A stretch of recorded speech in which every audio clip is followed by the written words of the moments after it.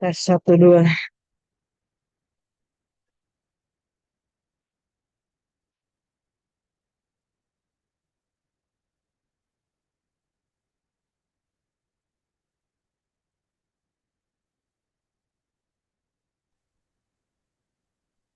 Assalamualaikum Bu Ira.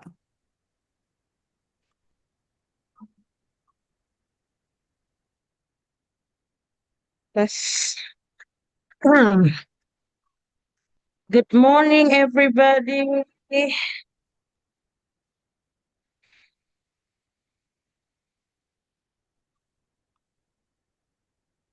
Ngomong, kedengeran ada aku nih,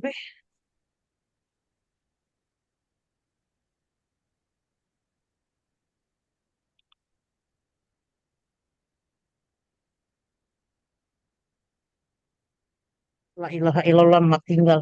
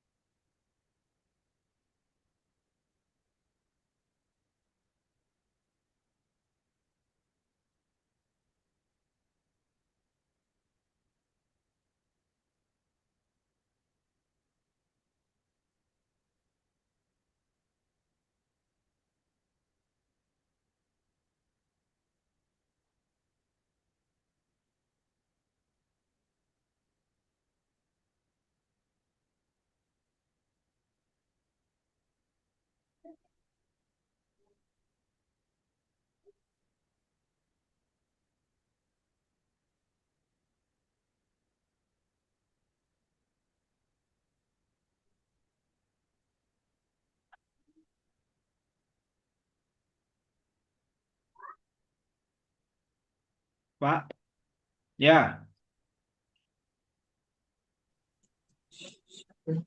hmm, Masuknya saya kaget, guys. iya, iya Pak.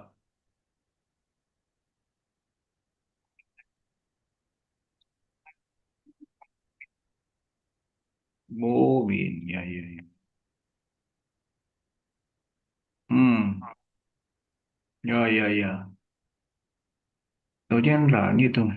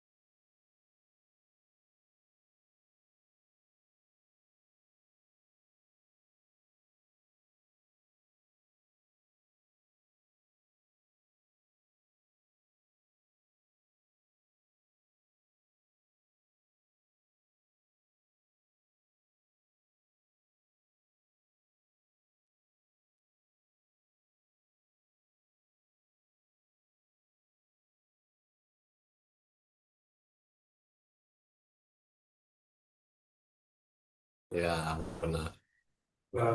Bahwasannya gue sudah bilang sama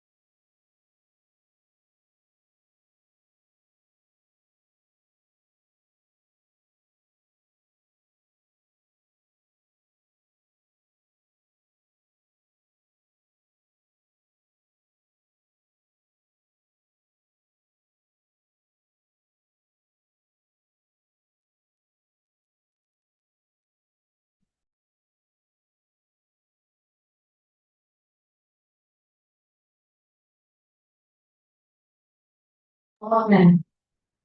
Ya,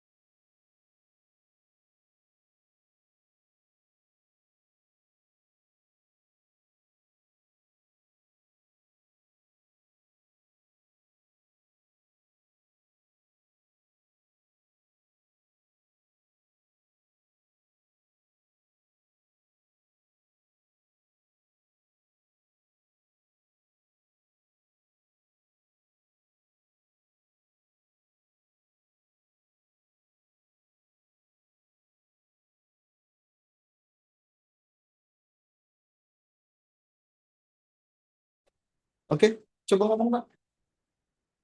Assalamualaikum warahmatullahi wabarakatuh.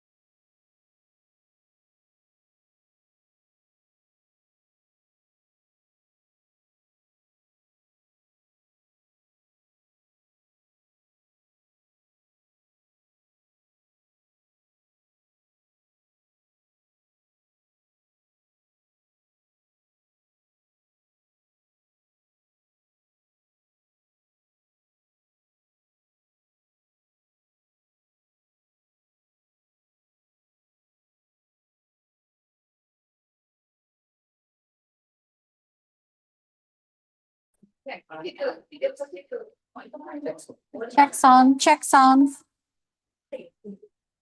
Test, check sound.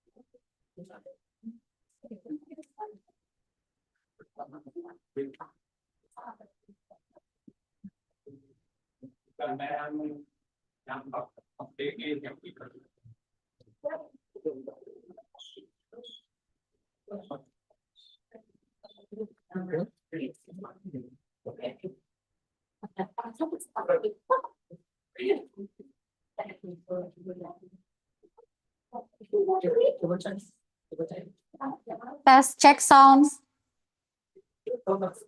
Check sound, test. Isi kawan-kawan tolong untuk menggunakan ini tidak bisa menggunakan headset di mute dulu. Kalau yang punya headset boleh unmute, tapi yang bagi menggunakan headset harap lakukan mute dulu. Yang tidak menggunakan. Terima kasih. Misalnya dimulai, dua jadi.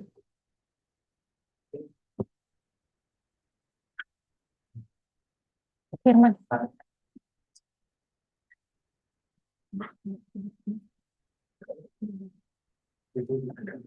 Pakai magnetik sih.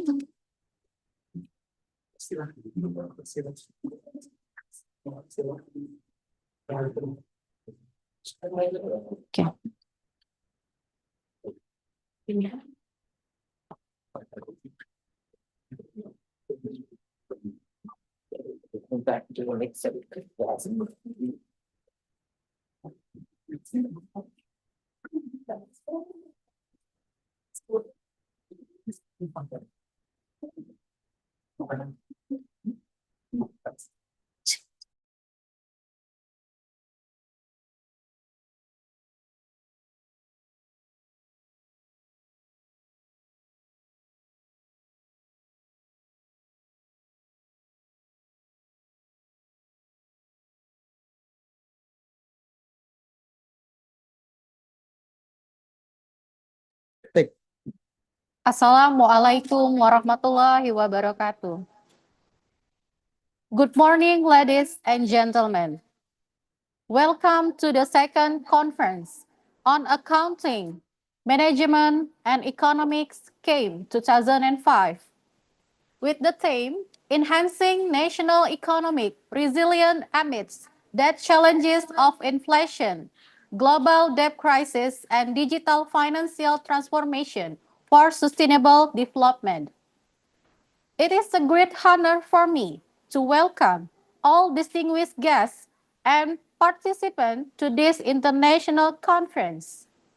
First of all, let me to extend my warmest greetings to the Vice Rector number 1, Dr. Rosmalinda Permatasari, STMT, the Dean of the Faculty of Economics and Business, Dr. Haja Masayu Mikial, SE, AKCA, CSRS. And then the chairperson of this international conference, Dr. Jatmiko Noviantoro, SE. Distinguished guests from the Faculty of Engineering, the Faculty of Teacher Training and Education, and also the Faculty of Agriculture. And of course, our honorable keynote speakers, Mrs. Dr. Yuni Adinda Putri, from Faculty of Economic and Business, Tridinanti University. Mr. Iman Ajipur, PhD, from Deka Logistik Isfahan, Iran. Mr. Adil Salim, PhD, from University of Doha for Science and Technology, Qatar. Mr. Daniel K.S. Chang, DBA, Principal Consultant, Agenda Advisory, Malaysia. Mr. Stalbek Bapushev, PhD, from Made University, Hungary. And of course, our honorable presenters, respected lecturers, and participants joining this conference today. Ladies and gentlemen, Alhamdulillahirabbil alamin. With all praise and gratitude to Allah Subhanahu wa Ta'ala and blessing upon our beloved Prophet Muhammad Sallallahu Alaihi Wasallam, we are truly grateful for the opportunity to gather here today, both on-site and virtually, to participate in this meaningful and inspiring academic event. My name is Fanny Mayasari, and it is my pleasure to serve as your Master of Ceremony for today's international conference. Today, we will share valuable insight, exchange knowledge, and strengthen academic collaboration among scholars, researchers, and practitioners and students from various countries. We sincerely appreciate your presence and active participation.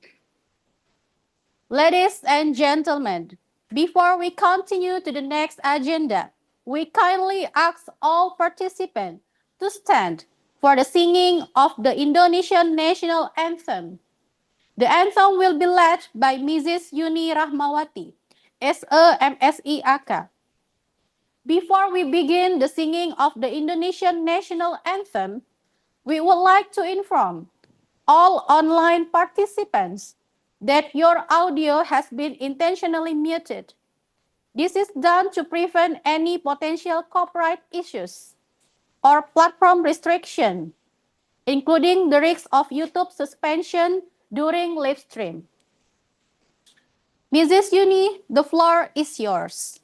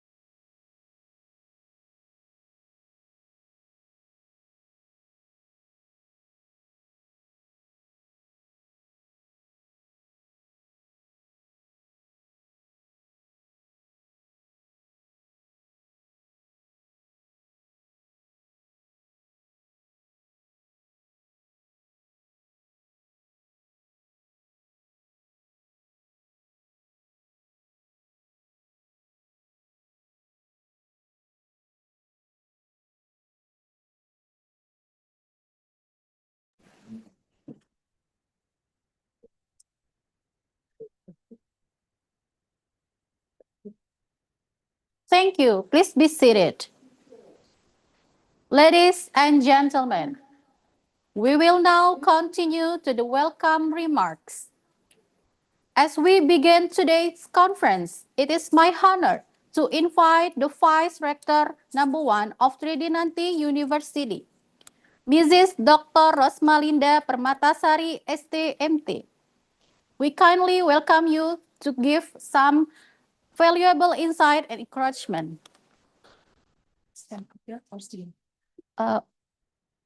Sit. Just sit.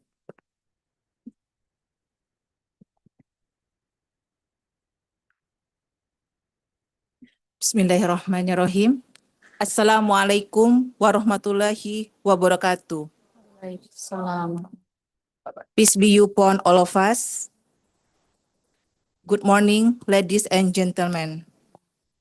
On behalf of the organizing committee, I would like to extend a very warmly welcome to all keynote speaker, Mr. Iman Ajripur, PhD from Deka Logistik Isfahan, Iran. Mr. Stolbek Bupisev, PhD from Met University, Hungary. Mr. Adis Salim, PhD from Doha University for Science and Technology, Qatar. Mr. Daniel K.S. Cheng, DBA, Principal Consultant, Agenda Advisory, Malaysia. Ms. Dr. Yuni Adinda Putri from Tridinati University, Indonesia. And the Honorable Director and Vice Chancellor, Head of Institution, Dean and Vice Dean, especially Dean of Faculty Economy and Business, Head of Study Program within Tridinanti University, and Pride Representative, Dean of Madura University, Dean of Palangkaraya University, Dean of University Palembang, Dean of Muhammadiyah Palembang University, Goodwood Conference, Tihani Sustainable Insight Reviewer, and moderator from various institutions, as well as conference participants from various countries that I'm proud of.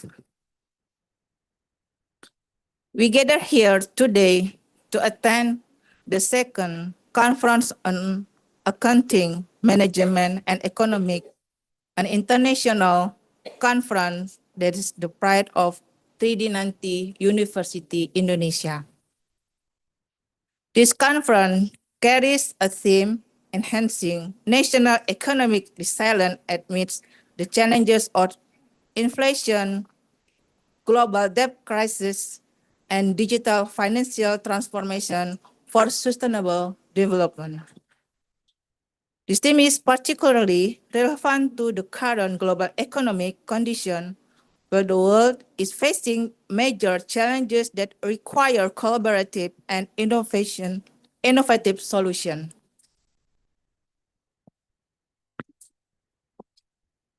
And next, I would like to express my special best appreciation to the Faculty of Economic and Business, Tridinanti University, as the main organizer, as well as to all co-hosts who have fully supported the implementation of this conference. Cross-institutional cooperative to strengthen academic network, wide-ranging, impactful research. To the keynote speakers, we would like to thank you for your willingness to be present, to share your knowledge, the presence of experts from various countries, Iran, Hungary, Qatar, Malaysia, and Indonesia, is proof that this conference has become a globally recognized intellectual. Through this conference, I hope that in-depth discussion, quality research, and generate ideas that can contribute to development of accounting, management, and economics, as well as to sustainable development at the national and international levels. Finally, by saying Bismillahirrahmanirrahim, I officially open the second conference on accounting management and economic. Thank you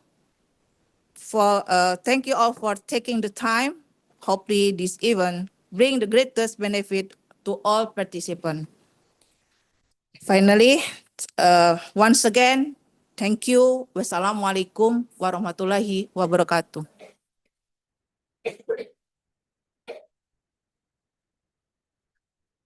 Thank you, Dr. Rosmalinda, for the valuable insight and encouragement.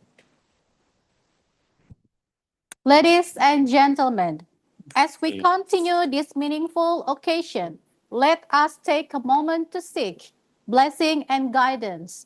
We now respectfully invite Mr. Baidowi Abdi, SAMP, to lead the prayer reading. We kindly ask all participants to join us in this moment of prayer. Assalamualaikum warahmatullahi wabarakatuh. Bapak, Ibu, para hadirin yang saya hormati dan peserta seminar internasional yang diikuti oleh beberapa negara dan universitas di Indonesia yang berbahagia. Sebelum berdoa, marilah kita tundukkan dan pada hati kita kepada Allah Subhanahu wa taala. A'udzubillahi minasyaitonirrajim. Bismillahirrahmanirrahim. Alhamdulillahirabbil alamin. Assalatu wassalamu ala asrofil anbiya'i wal mursalin wa ala alihi wa sahbihi ajmain. Allahumma sholli ala sayyidina Muhammad wa ala ali sayyidina Muhammad. Ya Allah, ya Rahman, ya Rahim. Zat yang maha pengasih lagi maha penyayang. Pada hari ini kami berkumpul untuk melaksanakan seminar di Fakultas Ekonomi dan Bisnis Universitas Tridinanti Palembang. Limpahkanlah karunia, taufik, hidayah, dan inayah, serta maghfirah-Mu kepada kami semua yang hadir pada acara ini. Semoga apa yang akan kami laksanakan ini berjalan lancar dan dicatat sebagai amal ibadah di sisi-Mu, ya Allah. Ya Allah, ya Aziz, ya Ali, angkatlah derajat dan martabat kami semua, khususnya Universitas Tridinanti pada umumnya dan pengembangan sivitas akademi pada umumnya. Ya Allah, ya Rasid, Tuhan yang maha bijaksana. Ajarkanlah pada kami semua apa yang belum kami ketahui. Ingatkanlah apa yang kami lupa. Pahamkanlah yang belum kami pahami. Tambahkan ilmu kami. Allahumma inni as'aluka ilman nafi'ah wa rizqan thayyibah wa amalan mutaqabbalan. Ya Allah, ya Hayyun, ya Qayyum. Mudah-mudahan apa yang kami laksanakan dalam seminar internasional ini bermanfaat bagi kita semua dan bangsa Indonesia pada umumnya. Ya Allah, ya Hayyun, ya Qayyum. Satukan hati kami semua dalam ikatan Rahman dan Rahim-Mu. Ampunilah semua dosa-dosa kami, dosa-dosa kedua orang tua kami, dosa-dosa guru-guru kami, dan pemimpin kami. Rabbana ighfir lana wa li walidina warhamhuma kama rabbayana shaghira wa li jami'il muslimina wal muslimat wal mu'minina wal mu'minat innaka ala kulli syai'in qadir. Rabbana hab lana min azwajina wa zurriyyatina qurrata a'yun waj'alna muttaqina imama. Rabbana atina fid dunya hasanah wa fil akhirati hasanah wa qina azabannar. Subhana rabbika rabbil izzati amma yasifun wa salamun alal mursalin walhamdulillahi rabbil alamin.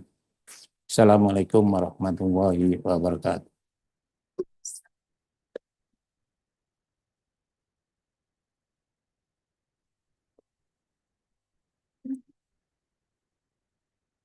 Thank you, Mr. Baidowi, for the prayer.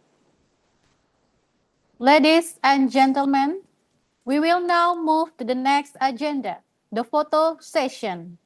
For this session, we kindly invite all speakers, distinguished guests, and participants to prepare for a group photo.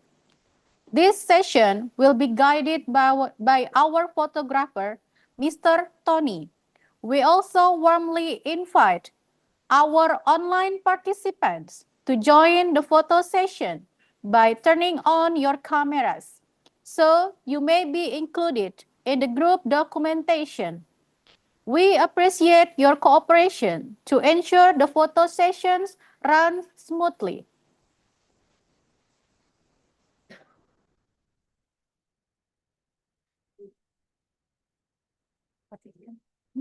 All participants.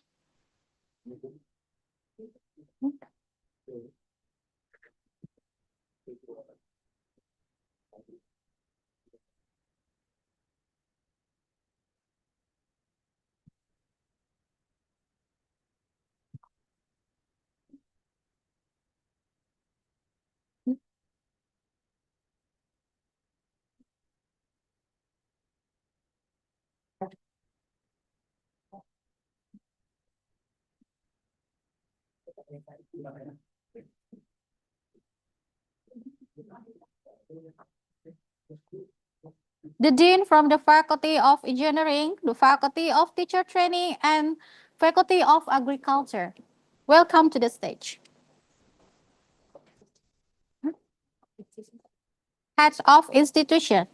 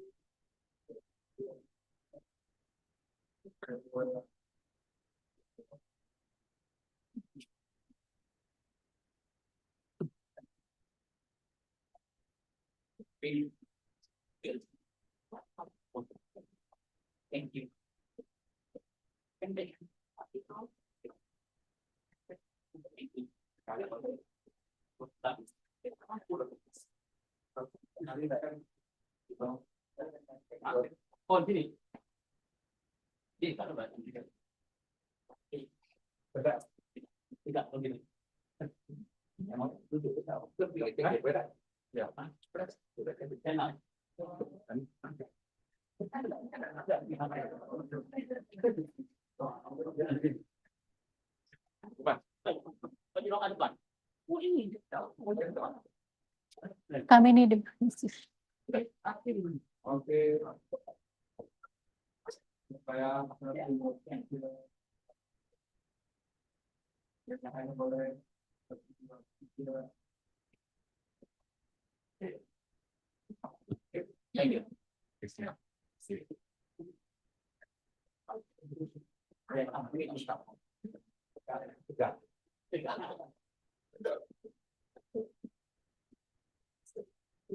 Thank you very much, everyone.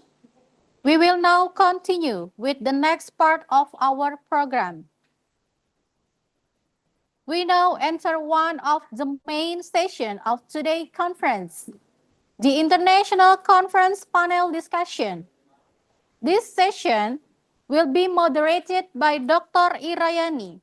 We kindly invite Dr. Irayani to begin the session.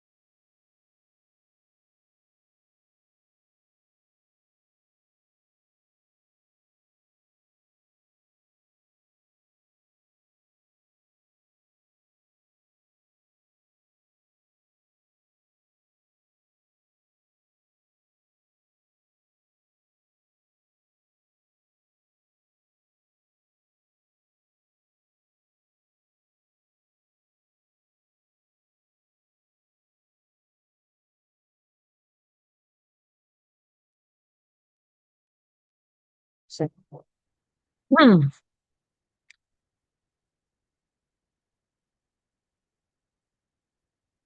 Hmm.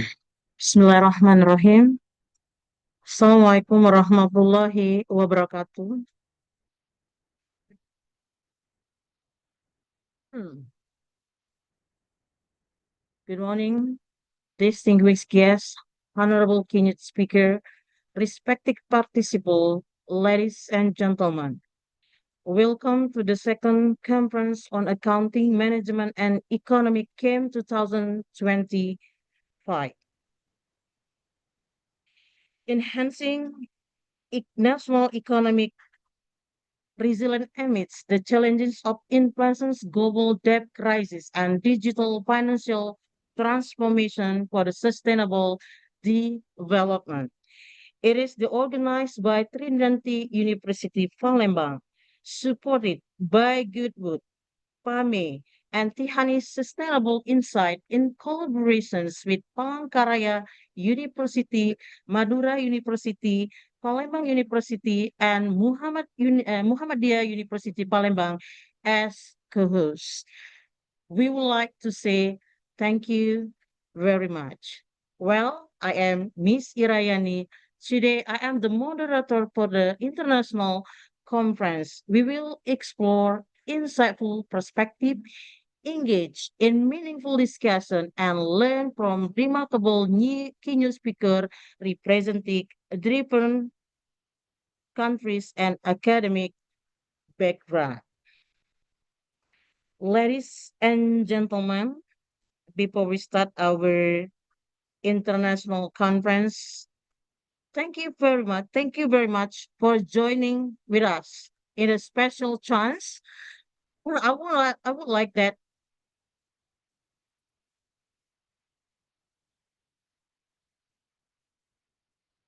we have a very special day. We have five privilege for five countries: Iran, Qatar, Brunei, Malaysia, and Indonesia.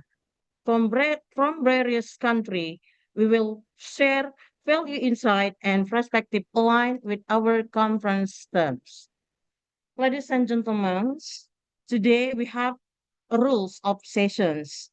Before we start our representation for Miss Dina, Miss Dr. Andin, let me inform how the presentation will be going on first. The presentation of the material. The second is question and answering, and the last is conclusion. Well, allow me to welcome our keynote speaker.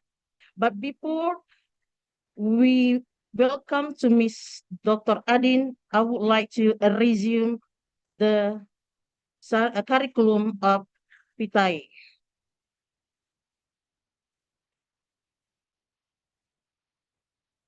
Okay.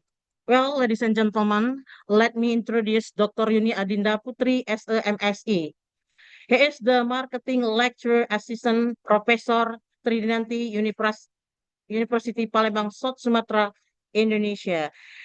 She is the lecturer of Tridinanti University in lecture in marketing, researcher, and head of quantitative method laboratory. He has graduated from Sriwijaya University, doctorate and master's degree and bachelor degree. The experience he has coached digital marketing and AI BPS MD Sumatera Selatan. He is the committee member Provincial Sport Week and Curriculum Development Team PAV Tridinanti University Palembang. And he has one of the Indonesian Lecture Association, Indonesian National Sport Committee in 2025 and 2027. She has a book publication. The title is The Balik Pilihan Smartphone Gen Z, Menemukan Loyalitas and Keputusan Pembeli. Well, ladies and gentlemen, please welcome Dr. Andin Yuni Adinda Putri. Time is yours.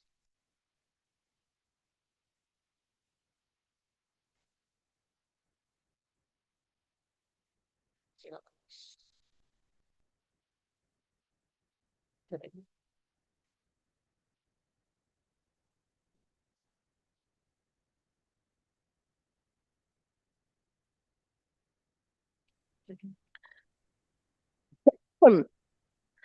thank you for the Dr. Irayani.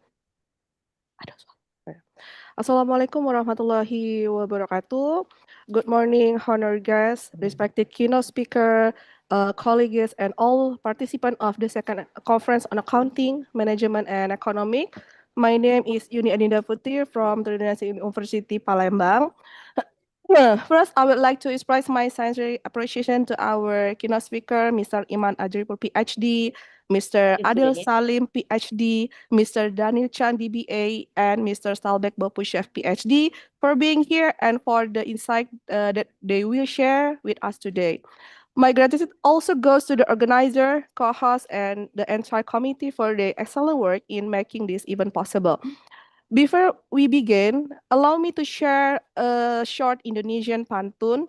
Pantun is one of Indonesia intangible cultural heritages recognized by UNESCO for its poetic wisdom. Pagi hari membeli kain batik, singgah sebentar di tepi taman. Dunia digital berubah begitu dinamis dan cantik, semoga sesi ini menambah wawasan. This pantun remind us that as the digital world changes rapidly and beautifully, we hope this session bring new insight for all of us. Today, the future marketing is no longer defined by physical space, but by digital experiences that build value, trust, and sustainability. And decision focus on how the rapid growth of e-commerce, fintech, and the creator economy is opening new doors for MSMEs across Indonesia. Now, let's take a look at Indonesia's position in the global e-commerce landscape. Indonesia is now one of the world's most dynamic and fast expanding digital market. The first chart showed that Indonesia ranked number 1 globally for projected e-commerce growth in 2024. With this growth rate exceeding 30% higher than Mexico, Thailand, Iran, Malaysia, Philippines, Peru, and India. The second chart illustrate a shape and consistent increase in e-commerce transaction value from 2017 to 2024. This trend is not temporary. It reflects a fundamental and permanent shift in consumer behavior toward digital trust and digital shopping. As we know from this trend, we can identify three main insights. First, Indonesia digital market is exceptionally large and attractive, offering strong demand and higher user adoption. Second, e-commerce has become a new backbone of economic activity, driving consumption, logistics, innovation, and digital payment expansion. And the last one, a growth rate above 30% represent a major opportunity for MSMEs and policymakers to strengthen competitiveness and create inclusive digital ecosystem. So digitalization is no longer optional. It has become a strategic necessity for business, institution, and government. Next, we move to the one of the key drivers behind this rapid growth is Gen Z. One of the biggest force behind this growth is Gen Z. Indonesia has one of the world's largest Gen Z population. They are true digital native, like they are use a mobile first, social first, and highly active online. They don't just follow trend, so they create them. In marketing, three Gen Z behavior is matter most. They want speed and simplicity. They rely on user review and creator content rather than traditional ads. They use visual platform like TikTok before they making decision. Gen Z drive traffic, create a new demand and shape consumption pattern. They are engine of Indonesian digital economy. Now let's see how diverse consumer behavior shape the digital market in Indonesia. Indonesia online consumer is now are diverse. Yeah. Urban user explore marketplace, social commerce, and live shopping. And then the non-urban user prefer simpler platform or messaging apps. And then younger consumer rely on influencer and short videos. Older consumer focus on trust and product detail. Yeah, payment method also differs. Yeah, Gen Z prefer Kris and digital wallets, while older group prefer bank transfer. Each segment has a different journey. For MSMEs, understanding these differences is crucial to choosing the right communication strategy. Here we can observe both the challenges and opportunity for digital transformation for MSMEs. MSMEs face a real challenges, yeah, low digital literacy, yeah, high shipping costs and uneven internet, intense competition with big brands, limited capital and operational capacity. But the opportunities are even stronger.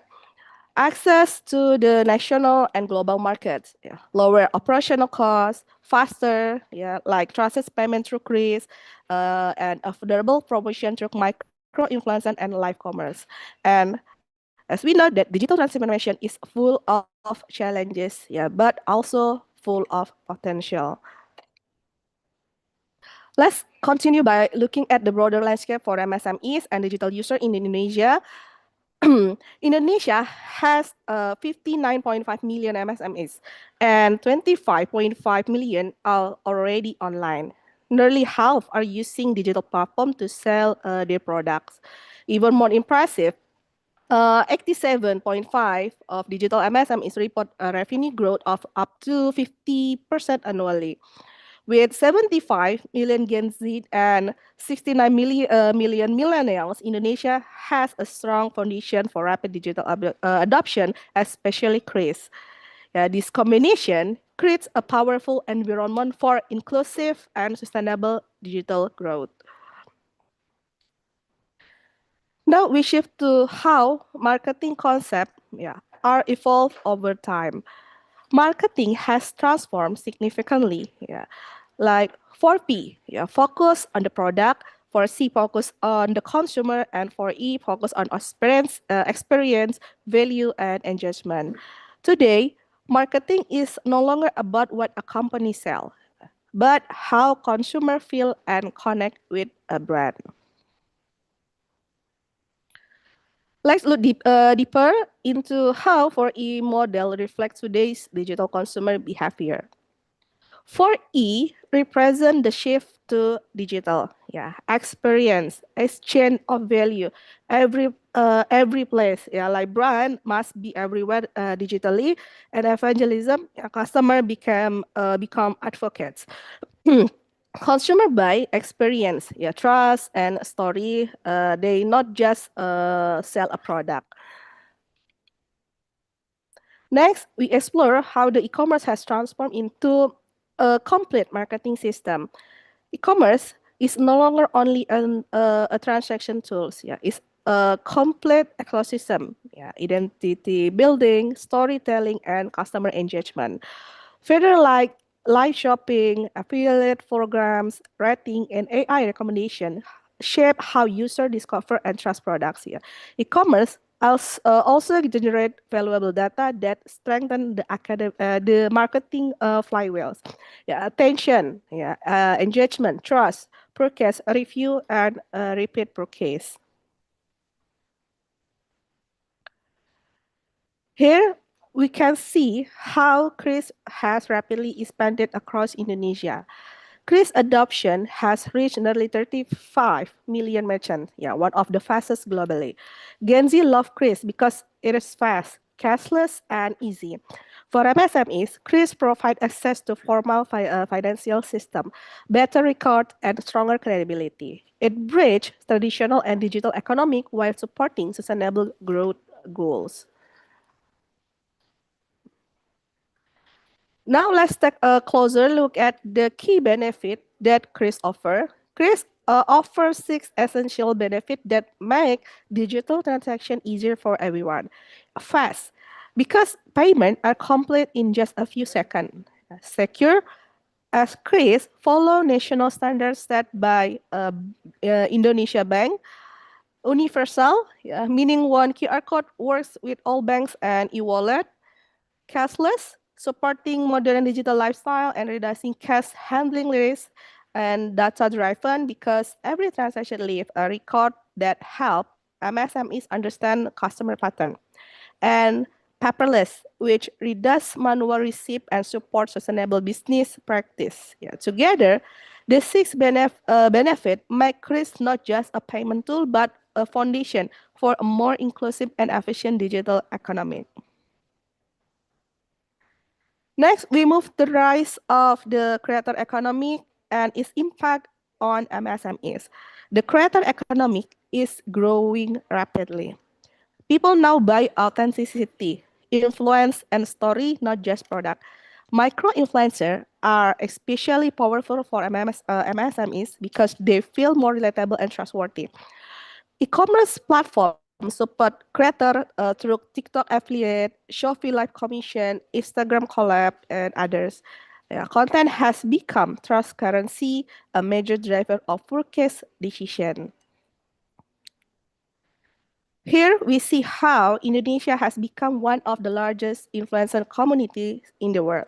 Indonesia ranks 5th in the world with 63,000 influencers, about 3.6 of global influencer. This reflects strong digital creativity and consumption among Indonesian youth. Indonesian influencers have become the key partner for modern marketing strategy. Now, let's look at the growing economic impact of influencer activity on e-commerce. Influencer-driven sales reached more than $2 billion in 2025 and are projected to reach $3 billion in 2026. Consumer rely more on a real-time review and personal story than traditional ad. Influencers now play a major role across the entire marketing funnel. From awareness to conversation. For MSMEs, this is a powerful and affordable opportunity. This slide highlights why the creator economy has become a powerful marketing engine. Creators build emotional connection that influence purchasing decision. Gen Z trusts a real people. Consistent content build engagement, trust, and conversation, and turning follower into buyer. So the creator economy is now a central engine of digital commerce. Next, we explore how storytelling shape consumer decision in a digital era. Consumer want to understand the story behind the brand, its value, its creator, and its purpose. Storytelling builds emotion and speed up purchasing decision. Review video and then live unboxing and behind the scenes content deepen the consumer experience. For MSMEs, storytelling is a strong differentiator that builds long-term loyalty. Here, we can see how digital transformation contribute to economic, social, and environmental sustainability. Digital transformation support economic sustainability, like lower cost and wider access. Social sustainability, like new digital job and equal opportunity, and environmental sustainability like reduced paper use and easy green campaigns. So digitalization strengthen business and create real sustainability impact. And finally, we arrive at the key message that closed this session. So digitalization has transformed how Indonesia buy, sells, and tell story.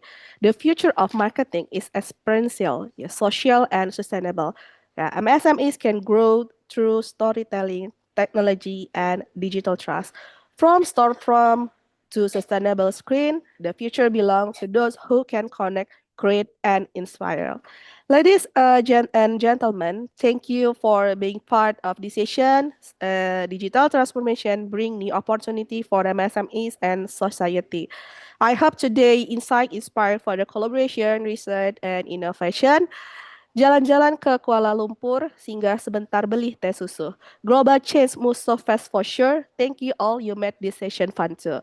Thank you once again, and I wish you all a successful and inspiring conference. And wassalamualaikum warahmatullahi wabarakatuh. Waalaikumsalam warahmatullahi wabarakatuh. It's outstanding for Miss Dr. Yuni Adinda Putri. Thank you very much for giving us such informative and interesting presentation. Well, ladies and gentlemen, we continue the next keynote speaker. This is from Mr. Daniel. Mr. Daniel K.S. Chang, DBA. Before he presents the presentations, I would like to introduce and read the resume of Mr. Daniel. He is great man and the Doctor of Business Administrations from Malaysia. Dr. Chang served as the principal consultant at Agenda Advisory, a prominent consulting firm specializing in business development, strategic management, organizational transformations, and performance. He is one of the accredited HRDA's trainer.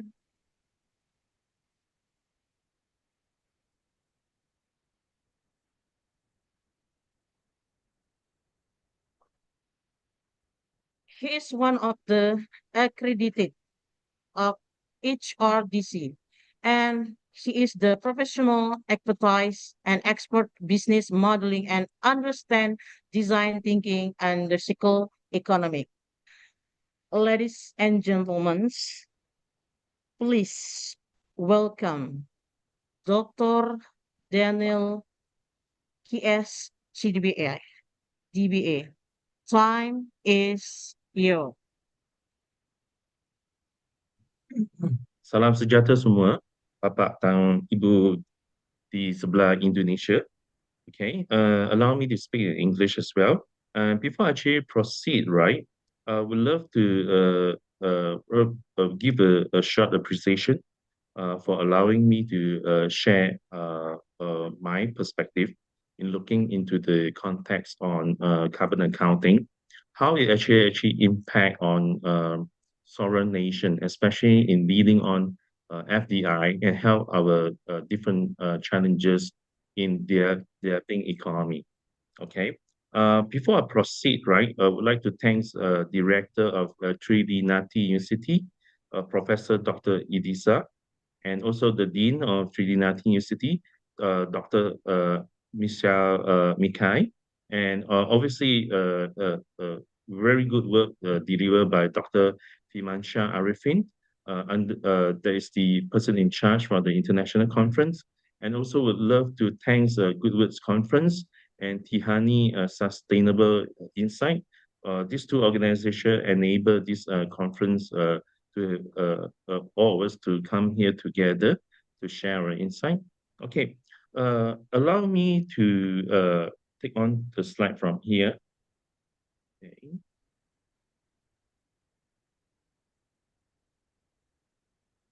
Give me a moment.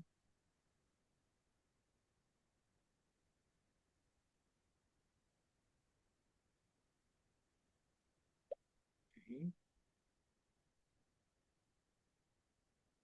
Is everyone able to see this? Is it visible? Can you hear me? Yes, sir. Okay. It's good. Okay. Okay, Good. good. Okay. Good. Okay. Good morning. I try to be sharp and crispy because I only have 15 minutes. Right.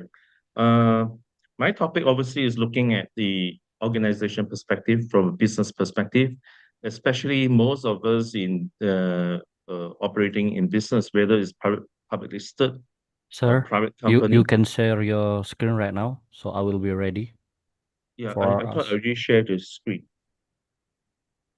Can you see? No, you haven't. Hang on.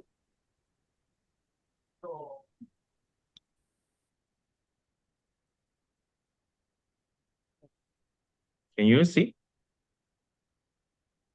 Is it visible? Yes. Okay, good. Okay, let me be quick and fast, right? My perspective is actually looking from the organization perspective, especially dealing with the challenge of carbon accounting, which is considered a very new phenomena for the past 10 years, right? And how it actually going to affect even at the country level. Okay. Before I proceed, let me share with you how I actually come about to dive into this topic. Way back in my early years in private equity and venture capital, I was investing in aviation business. That's a time that we somehow are required to comply with ESG reporting. That is the what we call real experience, not just based on academic, where all of us, the management, we have to put our resources together to generate ESG reporting for our buyer from France. So these are the challenges that we actually encountered during that time, way back in 2017 and 2018, before the period of pandemic happening. After which I actually move on while actually operating my private equity company, actually move on to pursue my DBA studies, where I actually focus on ESG criteria as part of private investment policy, which actually I engage more than 20 over Malaysia and regional private equity company to understand their insight. Currently, actually pursuing my second doctorate, but I'm actually looking into the area of green growth policy, especially dealing with low carbon industry, more of the focusing on the BRICS nation and the BRICS partner nation. That includes Malaysia and Indonesia as well in this what we call a greater expansion of the ecosystem. Okay, let me proceed. Okay, generally, as my background, I come from different area, but there's three major areas that actually focusing on currently. Mainly is on ESG and sustainability in the context of governance and strategy, and also working along the line of green growth economy, green growth policy, working with public policy, and on the operation side of business, meaning at the current moment, if we are looking at the interjunction of circular economy, how it actually impact, especially manufacturing-based businesses, and even down to the point that how do we actually deal with solid waste management as well. So these are the areas that is constantly what we call going through the evolution as we speak right now. Okay, let's go back to the basic. What is actually carbon accounting, right? Just like in any financial accounting, right? We're actually looking into very basic to know the company profit and loss, which is the yardstick of all business operation, right? And we look at profit critically. But carbon accounting actually looking into the context of how do we actually track and manage, right? Greenhouse gas emission. Uh, Obviously, when you talk to a lot of businesses 5 or 10 years ago, right? Greenhouse gas emission is nothing in their radar at all. But currently, as we actually move about, especially when actually becoming the consultant, not just in Malaysia, in the GCC country as well, majority of us in the businesses have a new concern. How can we actually systematically manage to reduce greenhouse gas emission? And this actually correlates, obviously, with the Paris Climate Agreement, which actually tracked back in 2015, and earlier was actually the Tokyo Protocol in the 1995, right? And right now we are looking into the what we call a real measurable methods. How do we actually reduce it at the company level? Okay, at the country level, all country in the world that have actually signed on the agreement, on the Paris Agreement, right?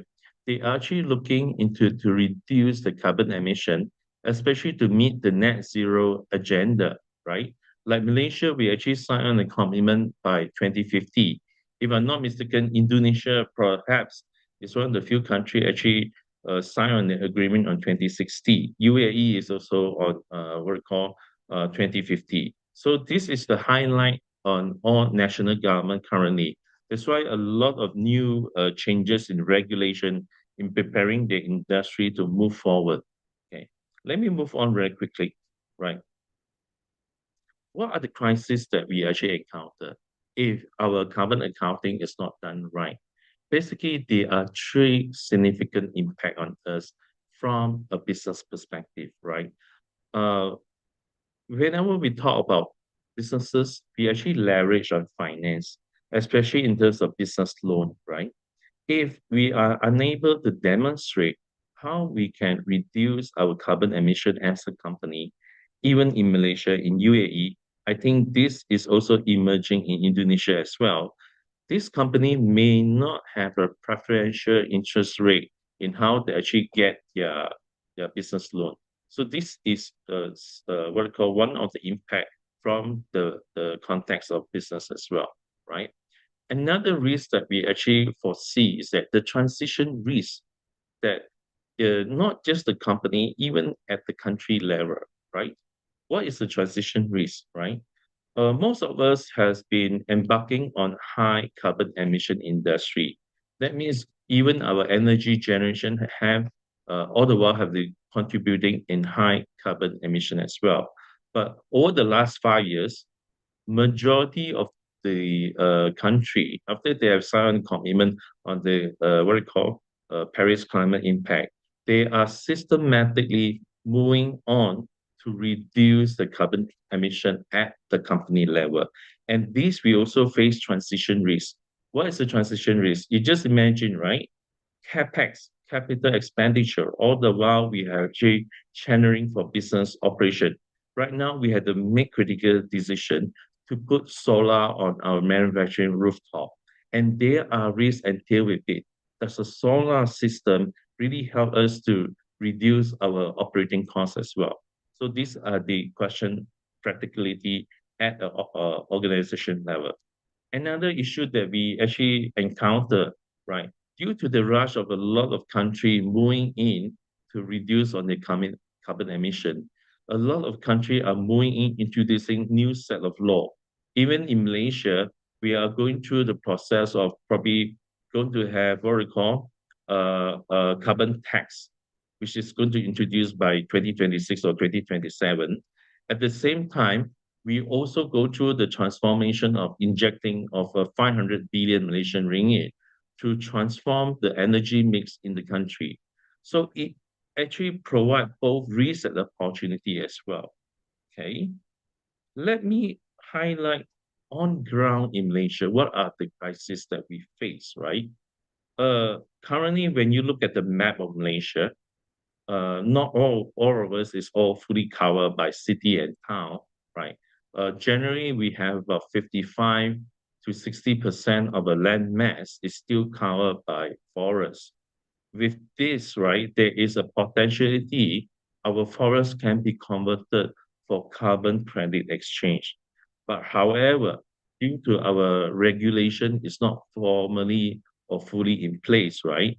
We might see a challenge trying to tap on potentially USD 1 billion annual revenue just from our forests.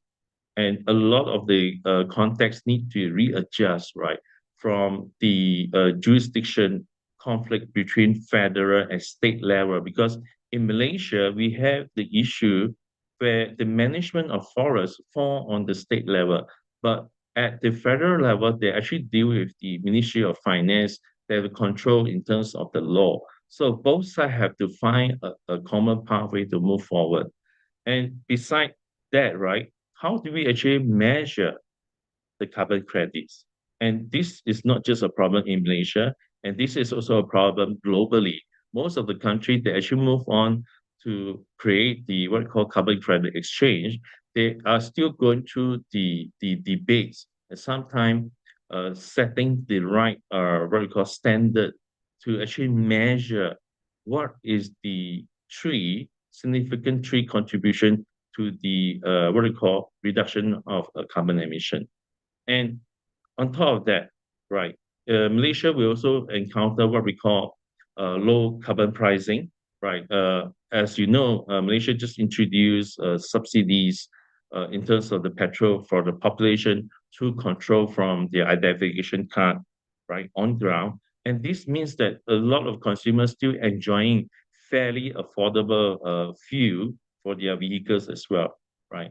And obviously, we're actually going to see other set of challenge from the regulation perspective, where the federal carbon tax will be actually materialized within the next 2 years. So from the business standpoint, the businesses in Malaysia are preparing for all these ongoing risks, right? Which is also becoming an opportunity. And before we even march on, right, businesses have to ask ourselves, where are we right now with our carbon emission in the country? So this is the first perspective. And since I actually work in UAE most of the time, so I have actually very good close contact on ground, working with my client, especially some of the oil and gas, also hospitality group, and also the property and construction industry as well, right?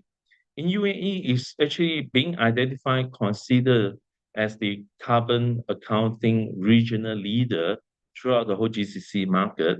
Obviously, they have more resources in terms of financial resources, and they're highly committed. Okay. The last meeting they actually attended in COP28 in Dubai, right?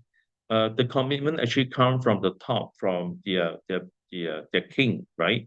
Actually transforming all the legislative to move on the context on making it carbon accounting an aspect of compulsory as well. And this also, in a way, leads on the potential investment towards the green sector, right? And again, in the UAE system and the GCC system, they have a lot of oil and gas revenue, which generally right now they will actually pump and channel to the green industry. But on top of that, they also have their own challenges, right? What are the challenges? The compliance costs in monitoring and reporting, okay, on greenhouse gas emission, especially for the smaller company, okay, is something that is totally not in their parameter or not in the horizon. So there is a lot of education need to goes on, right? On the public sector, because it is actually very rapid changes. The last COP28 actually happened in December 2024, right? And it is actually no, in December 2023, right? And when we look at it, the timeline until currently is less than 24 months. And they have to move very rapidly to introduce the regulation framework, get all the businesses to be ready, get all the manpower to be trained. And these are the pressure they're actually going through as well. And from the business perspective, if this company is not aligned, what will they face? Obviously, they will actually face financial losses due to the penalties, and also reputation on their company as well. And on the operation side, obviously businesses have to allocate more funds for their operation management aspect of it. There are many areas.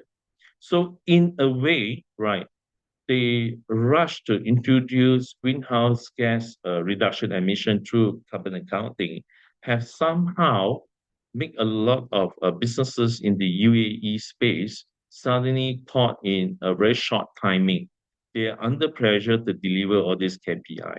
So at a business context, now they have to allocate more operating expenses to deal with the sudden demand on these pricing challenges. So that is my experience with UAE.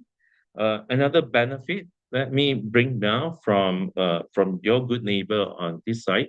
I'm trying to understand from the context of Indonesia.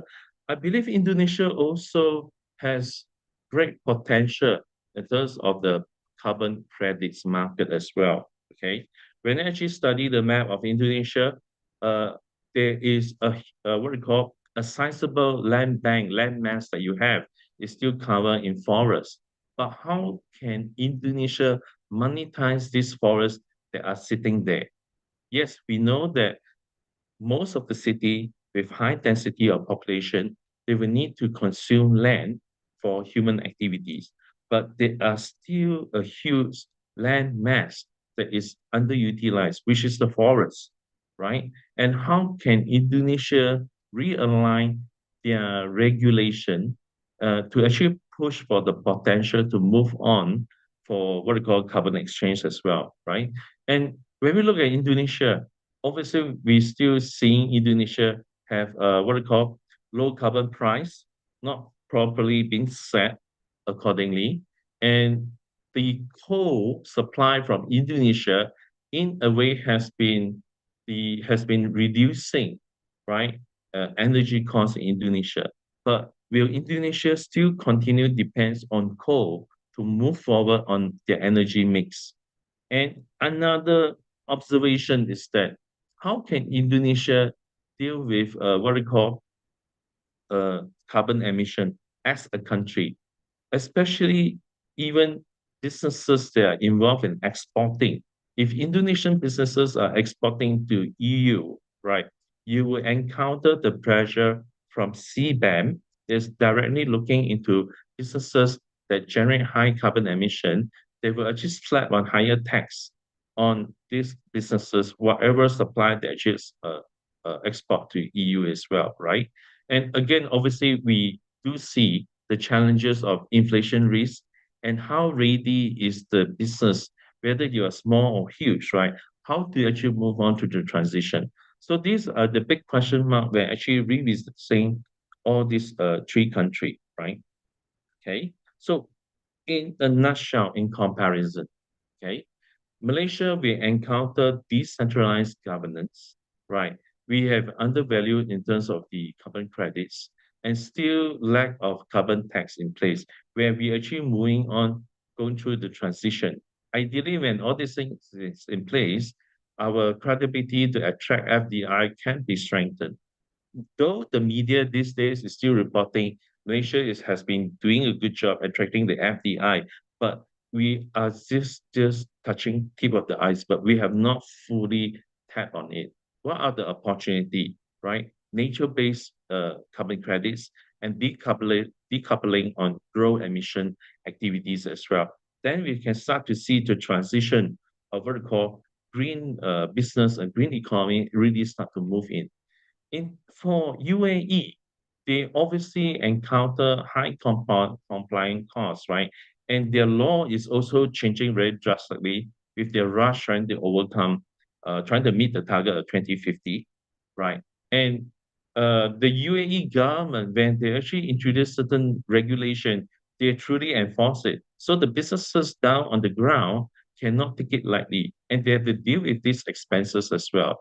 And on the ground level, can UAE become a carbon trading leaders in the region, especially where they are very close with the Africa continent? They have a huge opportunity as well. And also rolling out the net zero policy. For Indonesia, you're having what we call low carbon pricing, and there is regulation changes. Probably your national government have to have a special team to really study how to actually close the gap and how to actually roll out the what we call potential growth, green growth industry to enable different region of Indonesia to move forward. So there are various of issues when we actually look into it. Okay, allow me to move on slightly from here. Right. Okay, having speak from the context from organization, from nation, right? Now, I'm actually coming to the context as a researcher. What are we looking at? Okay, if we actually, what we call, open up your Google Scholar, you look at the article generated for carbon accounting, specifically in our region, in ASEAN region, you will be surprised is an area under study, not fully understood, right? Here actually table some of the possible topic that can actually move on for collaboration. First of all, right, the standardization and the framework for carbon accounting. Most of the time, we actually rely on GSC protocol. at a global high level, but they have never fully moved on to the destination level. What are the issues when we implement all this new framework? Okay, and how can we actually what we call guide this type of transition, especially for the accounting professional, right? Accounting professional, we know they're very good in dealing with financial numbers, but do they know how to account for carbon emission numbers, which is not in the context of what we call dollar and cents? And that is an emergent challenge as well. Okay. And we also have to understand the connection between carbon accounting, green finance, and development activities on ground for the different country. Even speaking at the country context, right? We also look at, let's say, Indonesia. You have different province, you have different province. Each of your province, how ready are they to deal with carbon emission? Okay, is the industry there ready? Is the respective governor and the alignment with your federal government have certain law in place to guide them to aid all these businesses to actually move forward? And what are the impact on corporate carbon disclosure, right? We also need to understand, right? We are not just about disclosing, right? You have to take the best practice, but in the process, how do we actually plug the carbon leakages, which is happening when we deal with supply chain, not just within our operation as well? And what are the incentive that is required to actually move not just public listed company, private company, micro businesses, how they can actually participate in this whole range of change of the ecosystem. So there's a lot of area that is under research, right? Let me move on as well, right? And when we actually look at all this angle, right? And sometimes we have to look at vertically, the vertical industry, right? In the Malaysian context, the Malaysian government highly dependent on the tax revenue from Petronas, national oil company. But even the national oil company, their profit are beginning to thin down. They are unable to pay higher tax as well. What are the options for the country? So the country had to shift very quickly to other emerging green growth industry in order for them to actually generate revenue to sustain the country as well. So that is another area. When you look at Indonesia vertically, what are the industries that actually encounter the problem? And point 5, right, we are looking at ESG performance and stakeholder value. Okay, most of us in the business context for the past 20 to 30 years, we have been looking into shareholder value, right? We look at growing the company pie, we look at growing the company profit, but this day, shareholder are not the most prominent. The shift has been to stakeholder value. So from in the Indonesian context, who is your key stakeholder of the industry that are actually playing an important role to shape even the government policy? And then point 6, while we're actually going through the excitement of dealing with low carbon emission, another aspect can actually enable, right, which is digitalization, right? 9 out of the 10 companies that I actually work with, they have nightmare collecting accurate carbon data during their operation, okay? Imagine you're running a mining company. How are you going to know exactly where is your carbon emission happening in your mine, right? So these are the issues that they are looking at new technology to enable them to collect this data. On the point 7, a large area which is the macro and micro effects, when we actually move on to the green growth policy or the green growth economy, right? What are the impact on the GDP growth? What are the trade impact? What are the FDI that we can actually draw on? So these are the huge question mark that we will actually encounter in the research context as well. Okay, so the argument here are not just looking into Indonesia.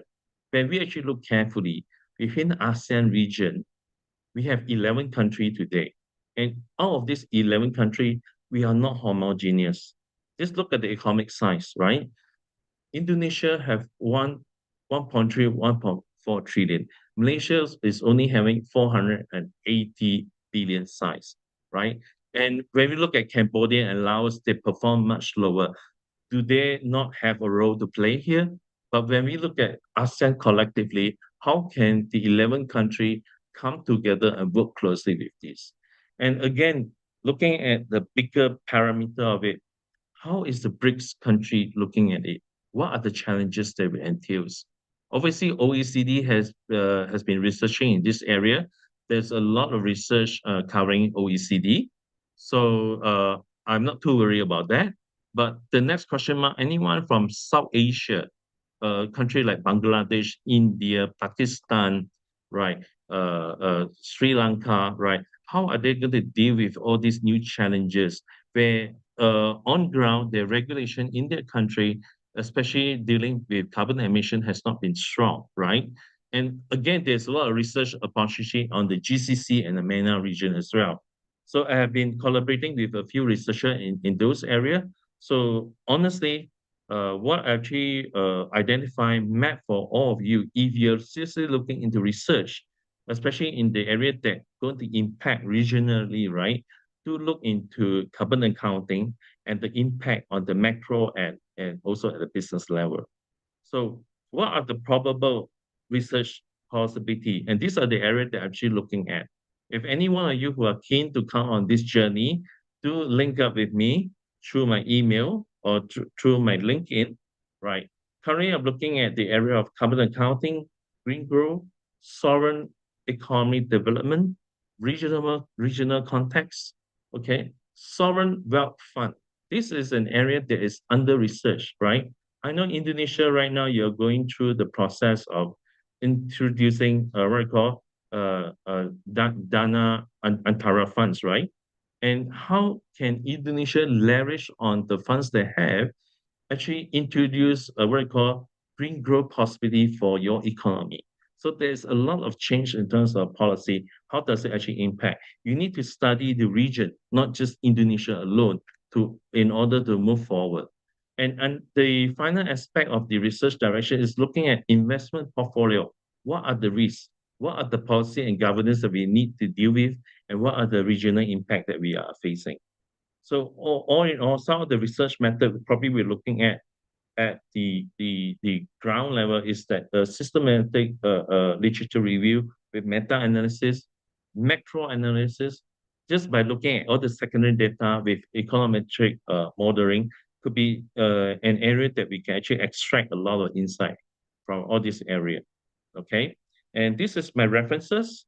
I believe you all can get this document probably later, right? And to reach out to me, you can come on to my LinkedIn, right? It's DAN KS Chang. Link it up with me, and probably we can have the conversation from there. And lastly, this is how you can reach out to me. And my email is dan_kschang@yahoo.com. So I'll hand back to the chair on this. Okay, thank you. Well, thank you very much, Mr. Dr. Daniel E.S. Chang's DBA. Thank you for the inspirations and deep insight knowledge for us. Well, ladies and gentlemen, we continue our next keynote speaker from Mr. Iman. Iman Ajipur, PhD. But before he presents his presentations, I would like to read the resume. Mr. Iman Ajipur, PhD, he is a professor and the system and method manager at Decca Logistics, Iran. He holds a PhD in management and economic and graduated as a top-ranked student. Over 10 years of professional experience in strategic planning, production management, and business process improvement and APQM. He has published a journal article, presented at international conference, and authorized a Persian book on expert choice. And any kinds, Mr. Iman has one of the Getting Award from the University of Miskolc 2020. Please, Mr. Iman Ajipro, PhD. Please welcome. Time is yours.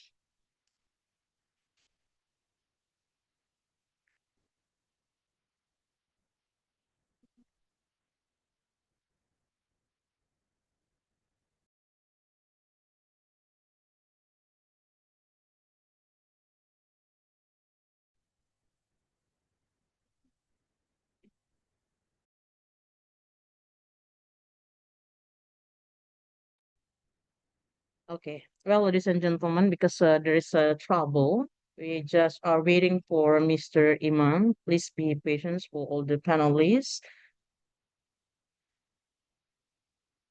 Maybe still we are still Mr. Iman. Thank you very much for the all the audience from the other university. Thank you very much. Okay, well, thank you very much. There is Mr. Iman. He will present the topic about the role of artificial intelligence in the logistic industry, digital transformation, real world statistic, and future outlook. Please welcome Mr. Iman. Time is yours.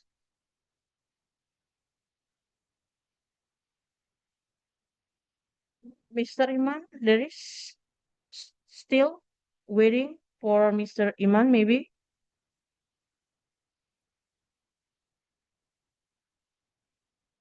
Please.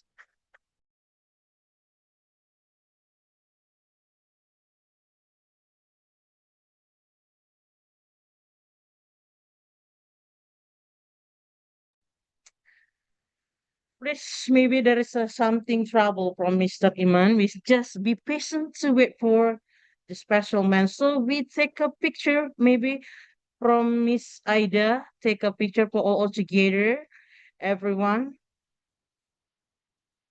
Please open your camera. Please open your camera because there is something we are be patiently to wait for Mr. Iman. Okay, ladies and gentlemen. Slot number 1.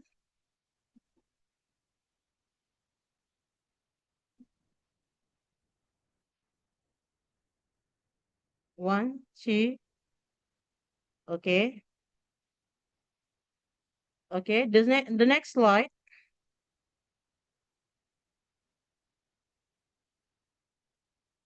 Okay, good. Next slide. Okay, well, Miss Ida, next slide. Open camera, please, all panelists, because this is a very interesting and very comfortable and a very amazing time to see together in online Zoom. Next slide. Okay. Well, okay, thank you very much for everyone's. We are still contact Mr. Iman.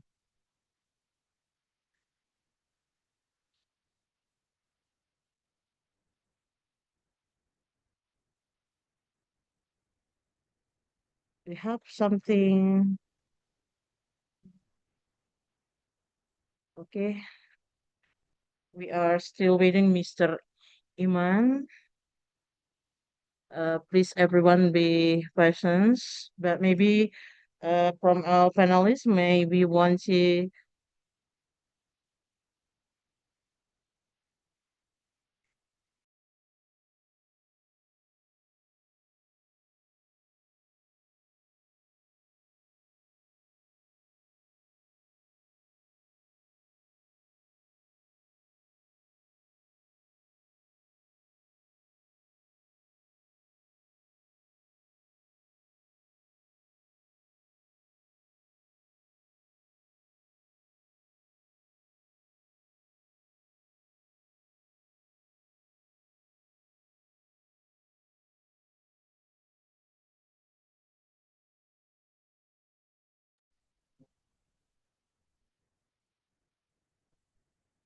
Okay, maybe there's something trouble from Mr. Iman. We continue. Okay, is there? No? No, yeah. This is Iman. Can I start? Can you hear me?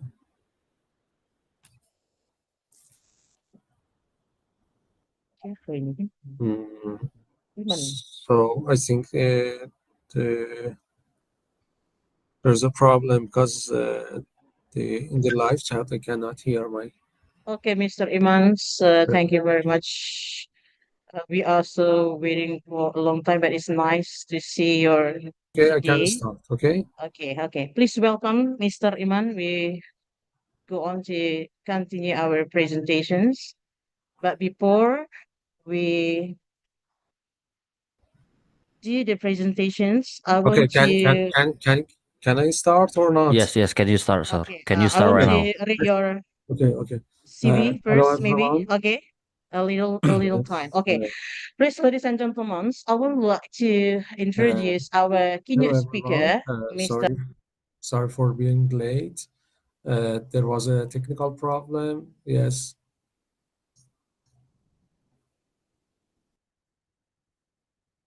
Yes, you can keep going, sir. Okay. Hello everyone. Okay. Sorry. Well,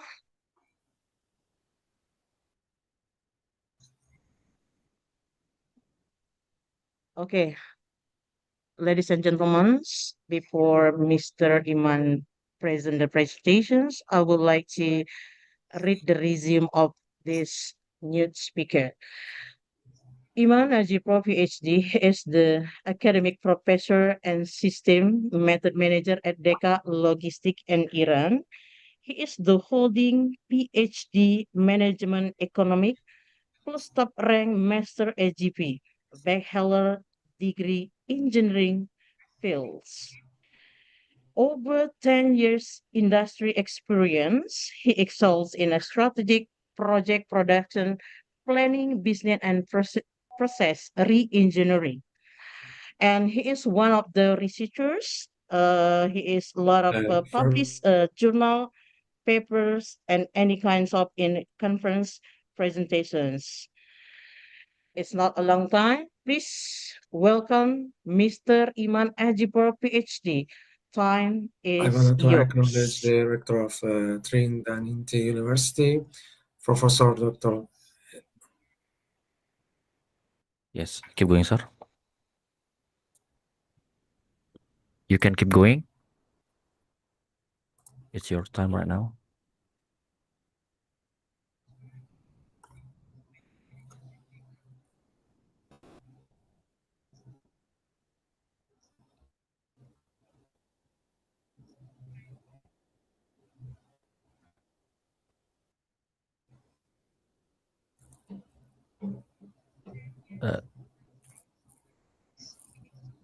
You can keep going, sir.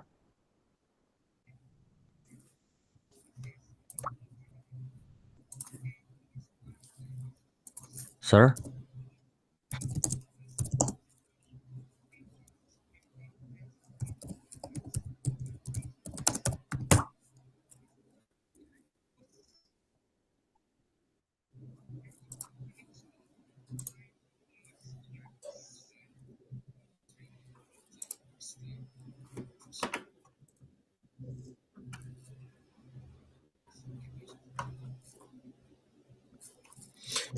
Professor. Yes.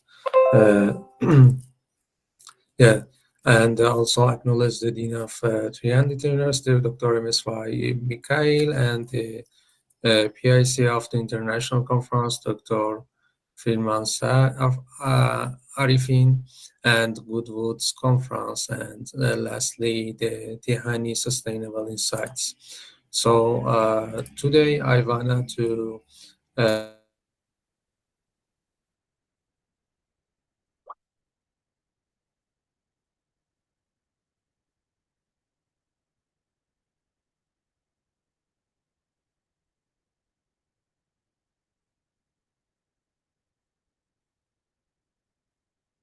Sir?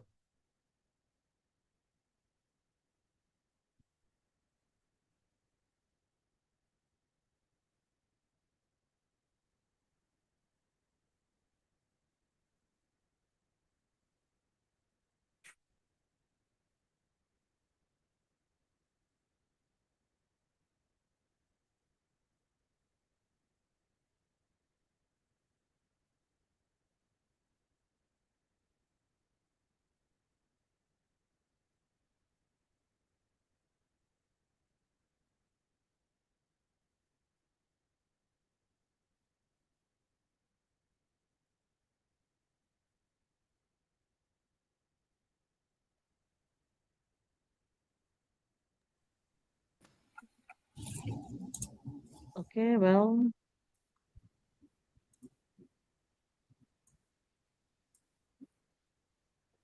Mr. Iman is still staging.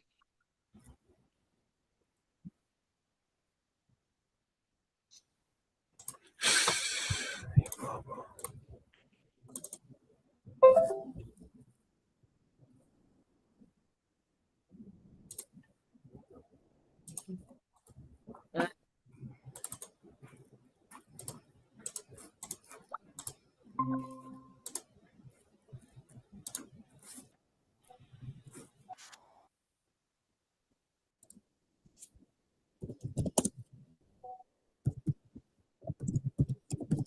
Well, because there is something trouble from Mr. Iman. Yeah. I can see.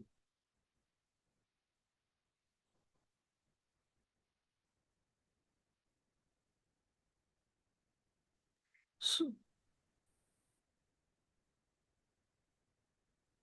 Technical problem. So today I wanted to speak about the role of artificial intelligence in the logistic industry and the digital transformation, real-world statistics, and future outlook. As you know, I'm Iman Ajipur, PhD in Management and Economics, and from the Logistic Iran Isfahan. Why is the AI is critical in logistic? I can say, according to the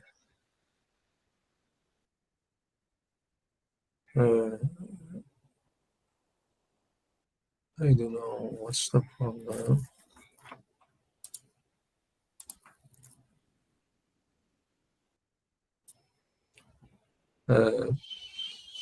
Sir, can I continue? Yeah, sir. You can continue, sir. It's good. It's good.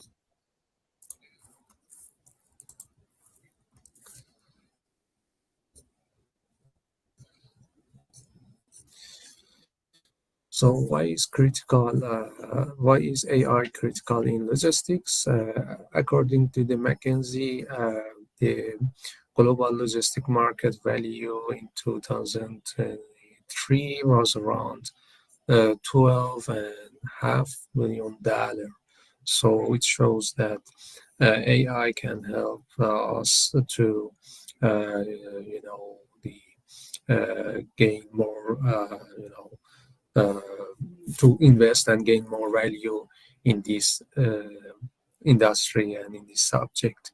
So according to the McKinsey, as I told you, the annual growth rate was around 8.5% through 2030 more.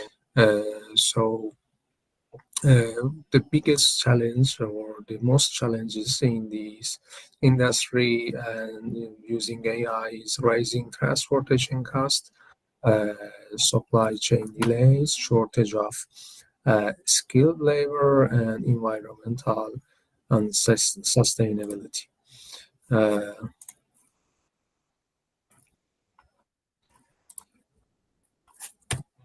So the objective of my presentation today is to explain real-world application of AR in logistics, present credible data-driven insights from academic and industry sources somehow, and demonstrate the financial and operational impact of AI on supply chain performance.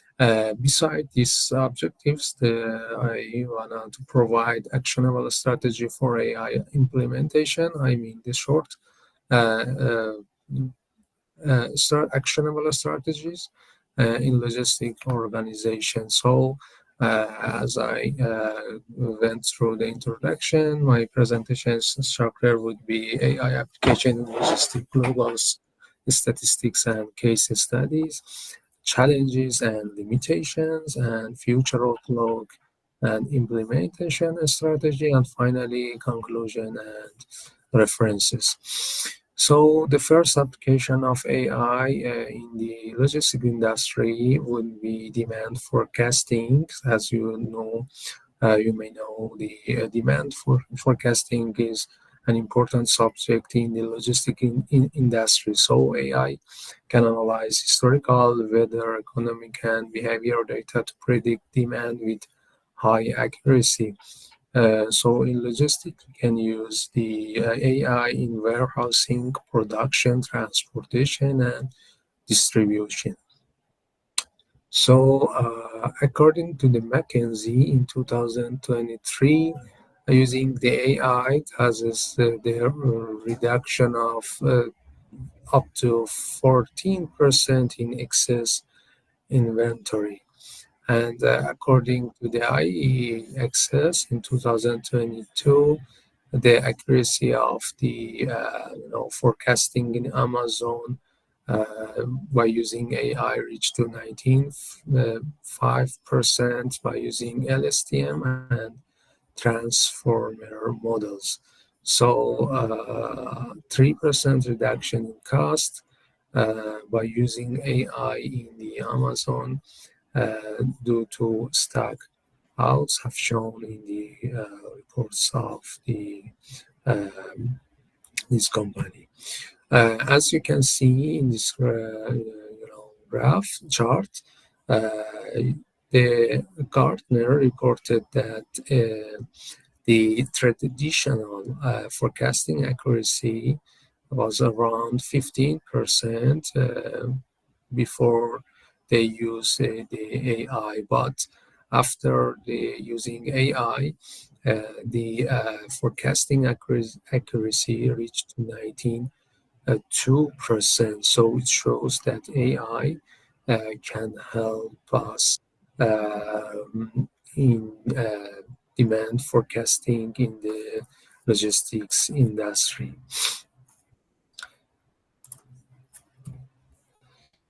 So the next, application of AI in the industry, logistic industry, would be the AI route optimization. AI optimize, delivery routes using machine learning algorithms and real-time traffics.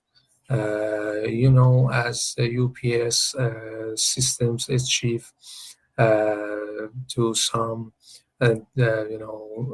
aims by using the AI are like the below as the UPS sustainability reports.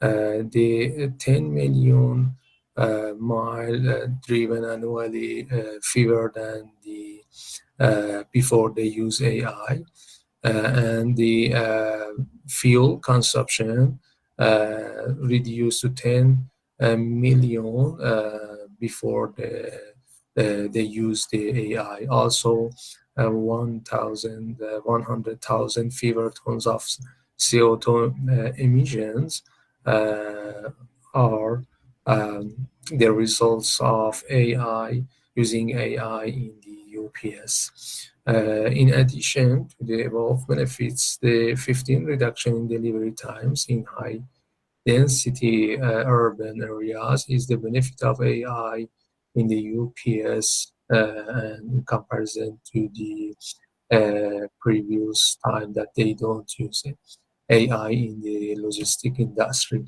As you can see here, before the red line shows the conventional routes. I mean,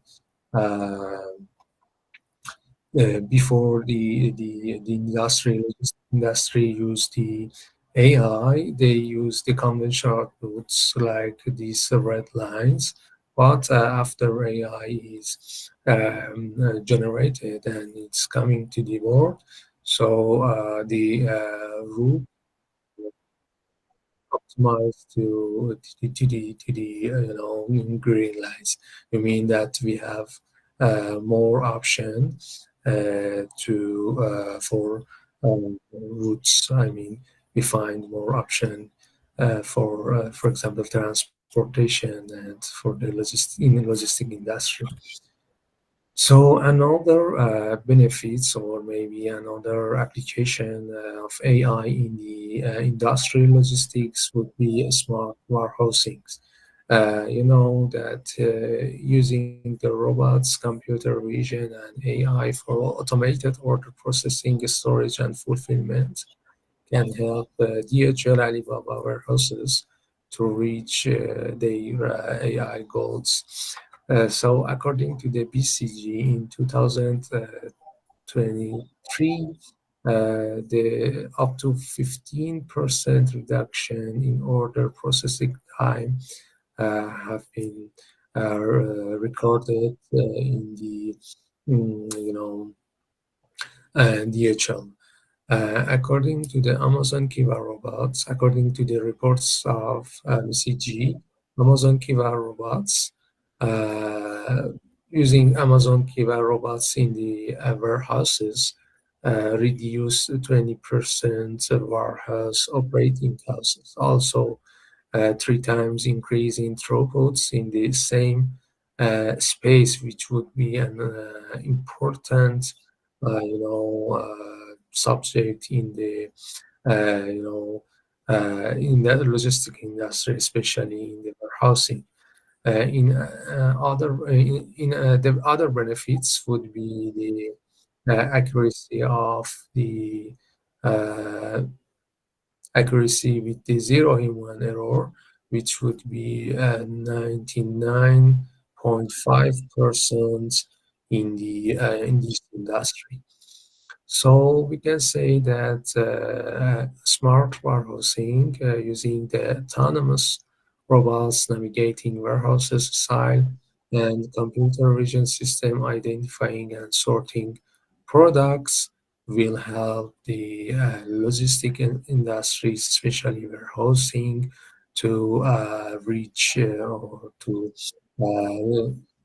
deliver their tools, and then they deliver everything to their customers on time without any delay, and especially for the consumer and customers.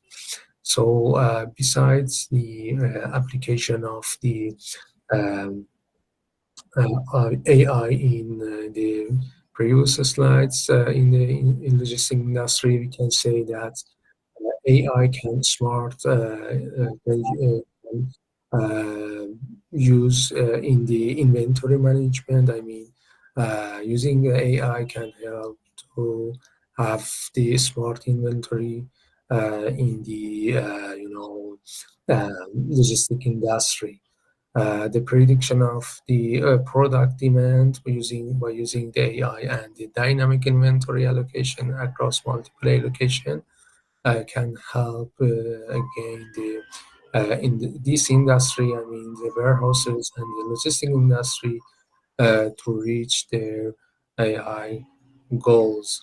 I mean to reach their main original and to reach their objectives and the main goals. So according to the Harvard Business Review, they're using the smart inventory management reduce 25% excess inventory.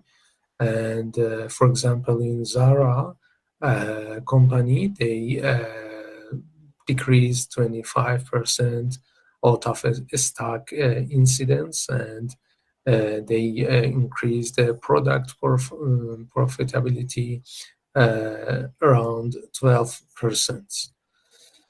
So as you can see in this chart, the excess inventory reduced 5% if we compare using AI and after AI.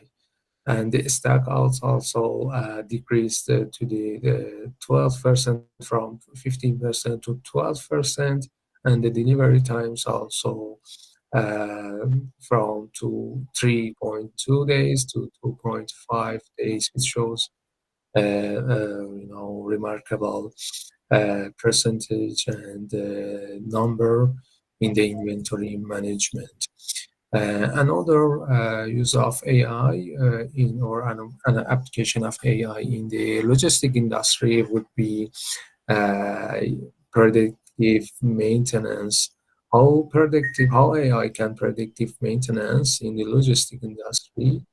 For example, using of sensor and AI to predict equipment failure in containers, trucks, and warehouse machining before the trucks or the machines are failed. So, according to the IBM, using AI in predictive maintenance causes a 14% reduction in unplanned downtime. So it shows that if we use AI for predictive maintenance, around 15% of reduction in about 15% of downtime for our machinery will be stopped. I mean, we will have 15% more trucks than before we don't use AI. So using AI would be a good option. It would be the best, practice, the best things that we get more money, we use more times, and we have lower or fewer, downtime or failure of our machinery. According to the IBM Watson for logistics in 2023, using AI in predictive maintenance causes 25 reduction in maintenance costs and 13% extension in equipment lifetime. So as you can see here in this chart, the number of unexpected failure through the months after using AI, 15% reduce the failure rate. So the other application of the AI in the logistic industry would be using autonomous, the self-driving vehicles. So according to real world data, Bloomberg reported in 2024 that TuSimple in the USA reduced 13% in freight transportation costs by using self-driving vehicles. So the successful long-haul operation without driver also and all the benefits of AI in the driving. Also, Noro reported that autonomous delivery in 5 US cities, and because of this autonomous, they reached to the delivery accuracy 99.2% accuracy in this industry. So let's say that the AI can help also the supply chain risk and security, and it would be also important in the supply chain risks. So we can say that AI predict disruption caused by war, pandemics, natural disaster, and geopolitical events and cyber attacks. According to the Deloitte in 2023, AI can predict 70% of supply chain disruption. So this can help this logistic industry to predict their risks, and they maybe find some solution in order to reduce the risks that they may encounter in the future. Also, WCO in 2023 reported that 15 reduction in customs document fraud through NLP analysis. And the companies using AI respond to a crisis 3 times faster than those companies that they don't use AI. Another application of AI in the logistic industries, which is very important, and these days I'm as a manager in the industry, in the logistic industry, also use is the automation of document processing. So Accenture reported that 18% reduction in document processing time by using AI. So, for example, if you if you're creating, for example, a processing document, so maybe using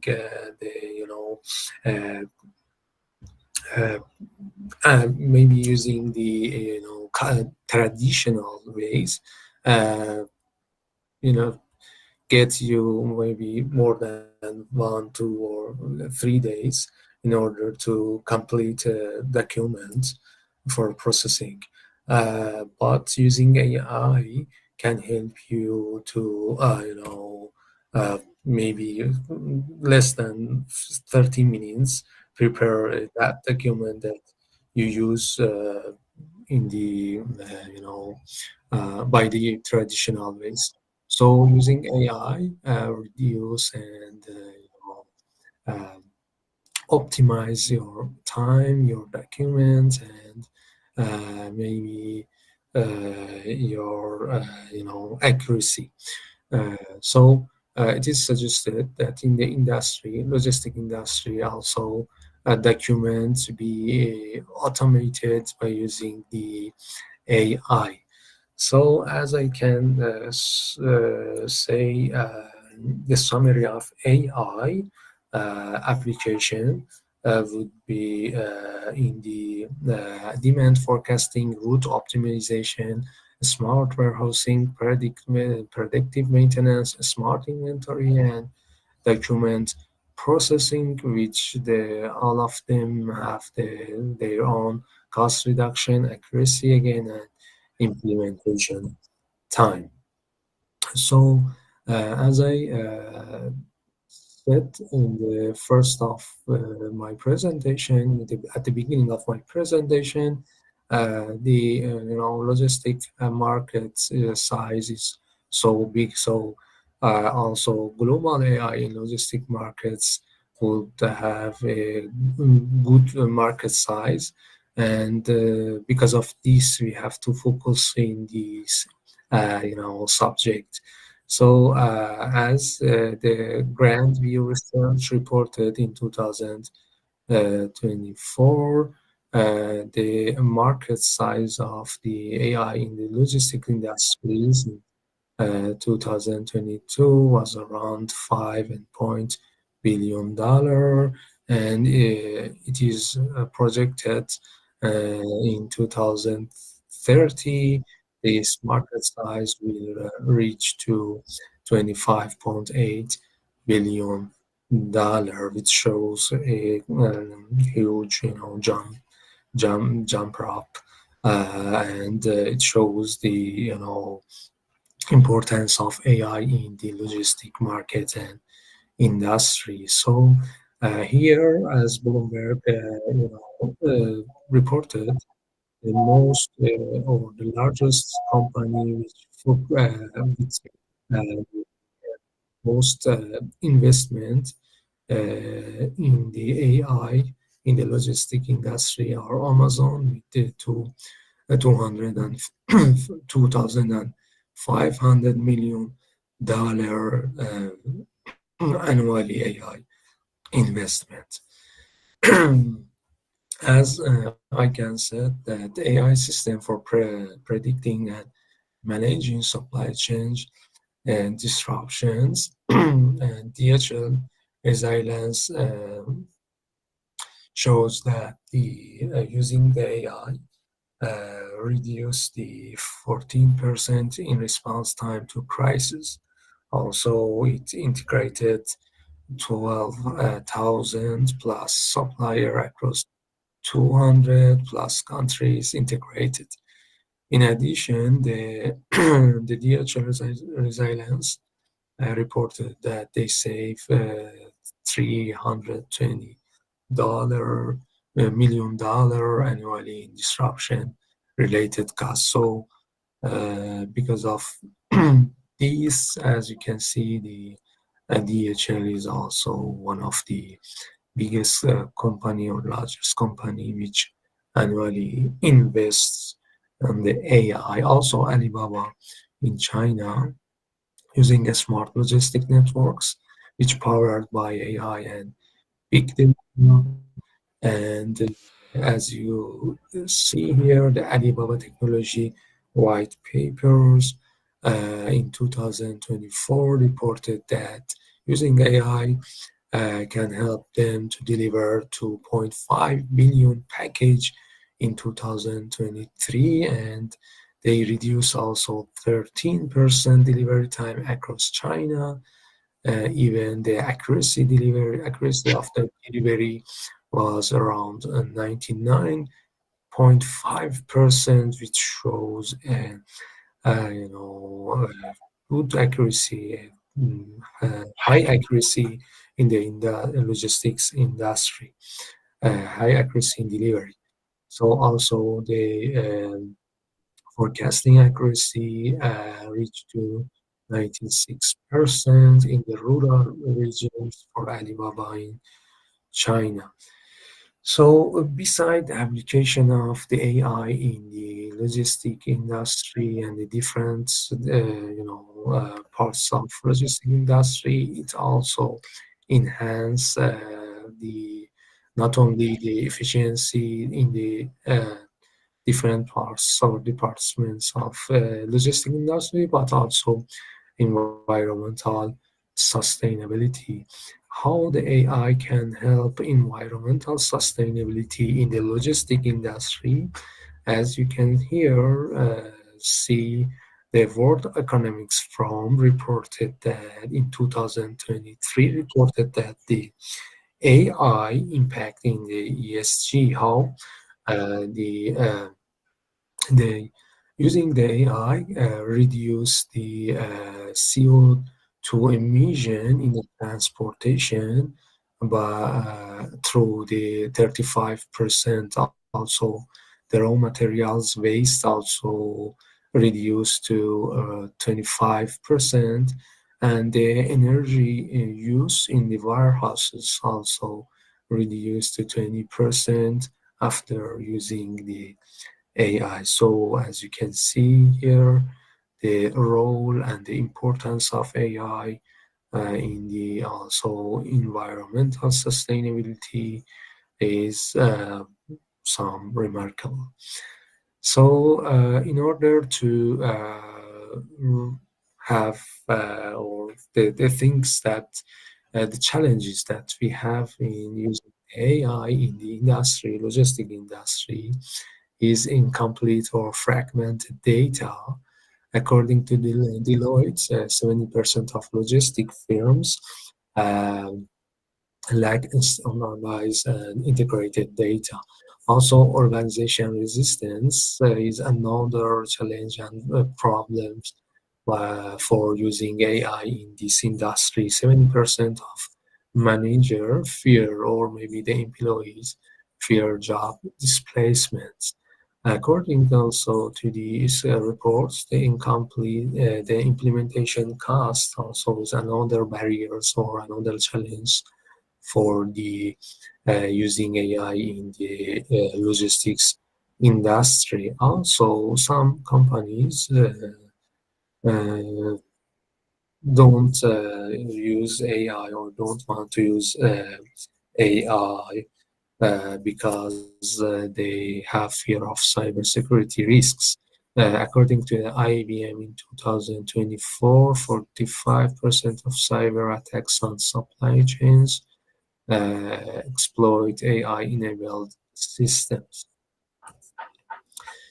So we can say that the most important barriers for using AI in the logistics industry would be incomplete data, costs, ethical concerns, absence of strategy, and lack of expertise, which shows the incomplete data is the most important barriers in this industry. So, according to the Gartner's AI optimized logistics in the logistics industry in 2030. So 80% of major logistic or large logistics firms will fully integrate AI across the supply chain. They must, because if they do not use the AI, they will be they in trouble. They will be stopped because they don't use AI.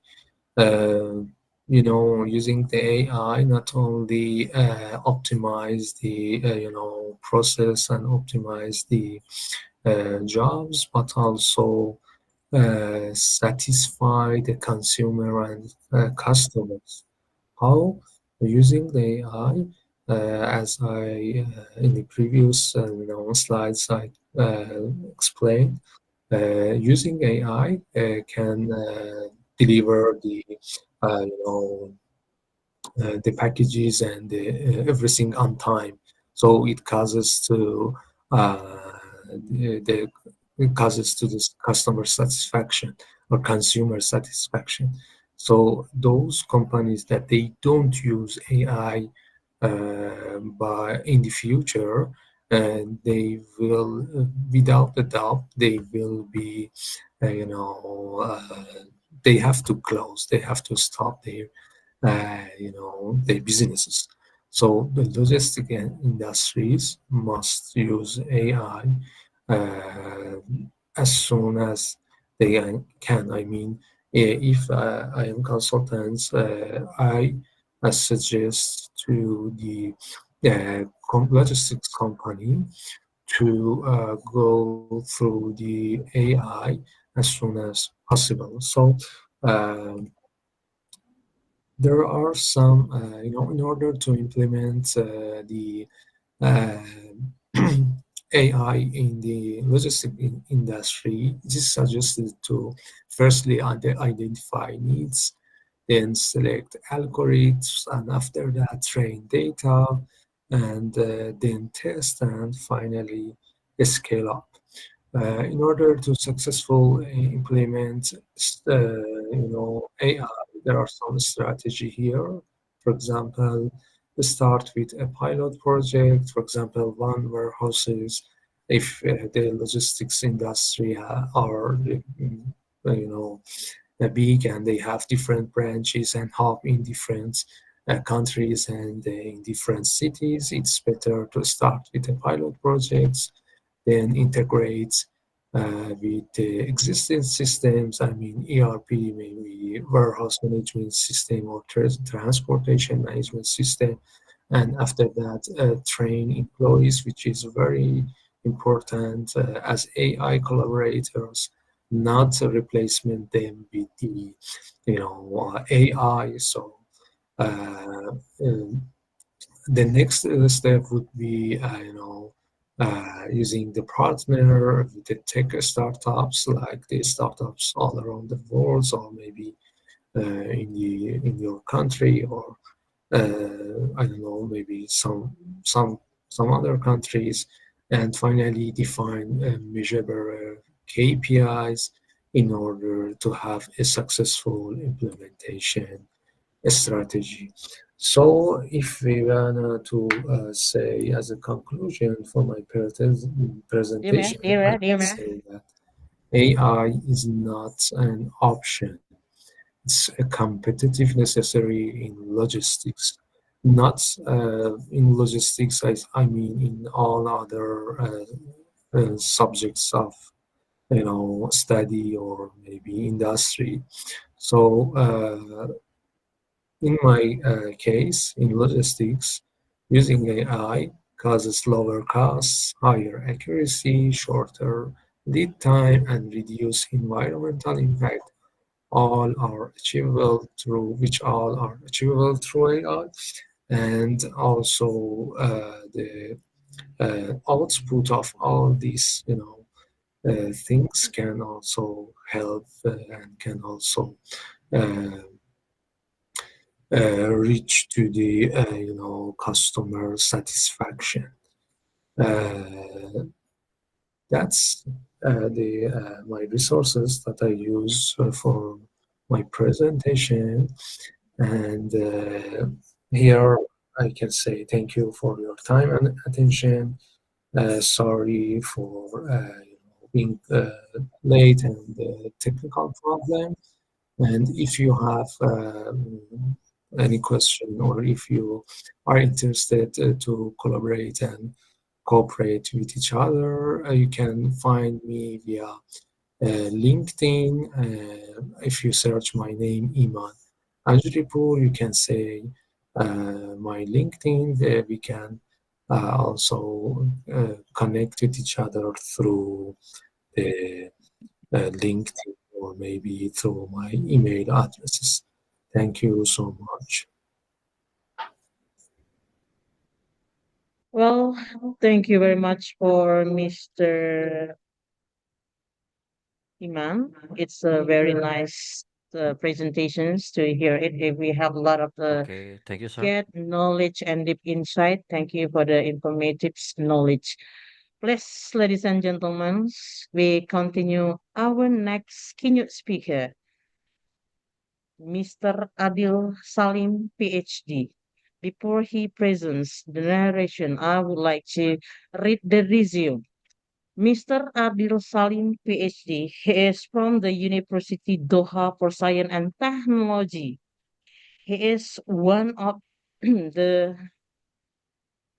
finance academic with teaching experience in Qatar, Humrai, and Pakistan, and strong background in Islamic finance, banking, and fintech. He is called PhD with summa cum laude distinctions. He has a lot of published journals, and then he is the contributor reviewer for a major academic publications. Please, ladies and gentlemen, welcome to Mr. Adi Salim. Time is yours, sir.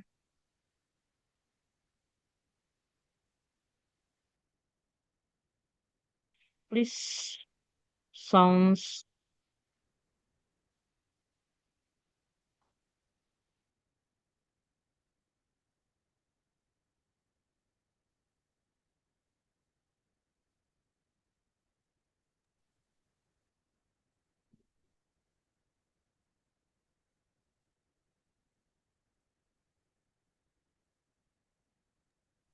Mr. Adil is unmute.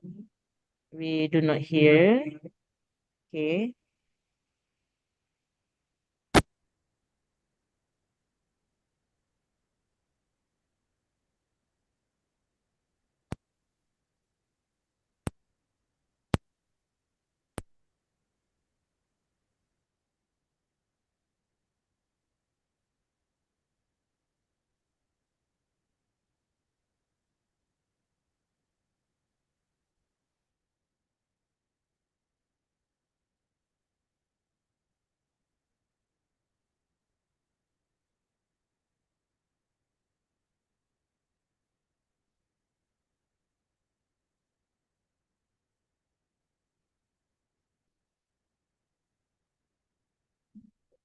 Well, sir, Mr. Adil, we still do not hear your sounds, but we are still waiting for patiently.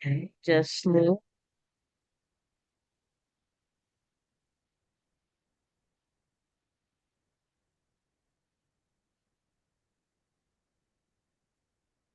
Maybe a little speecher. Hi, can you hear me? Okay, good, very good. It's good sound. Okay, please go on. Please, No, ladies it's and gentlemen, Mr.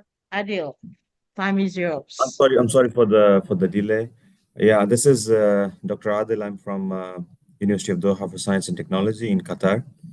I'm serving as assistant professor.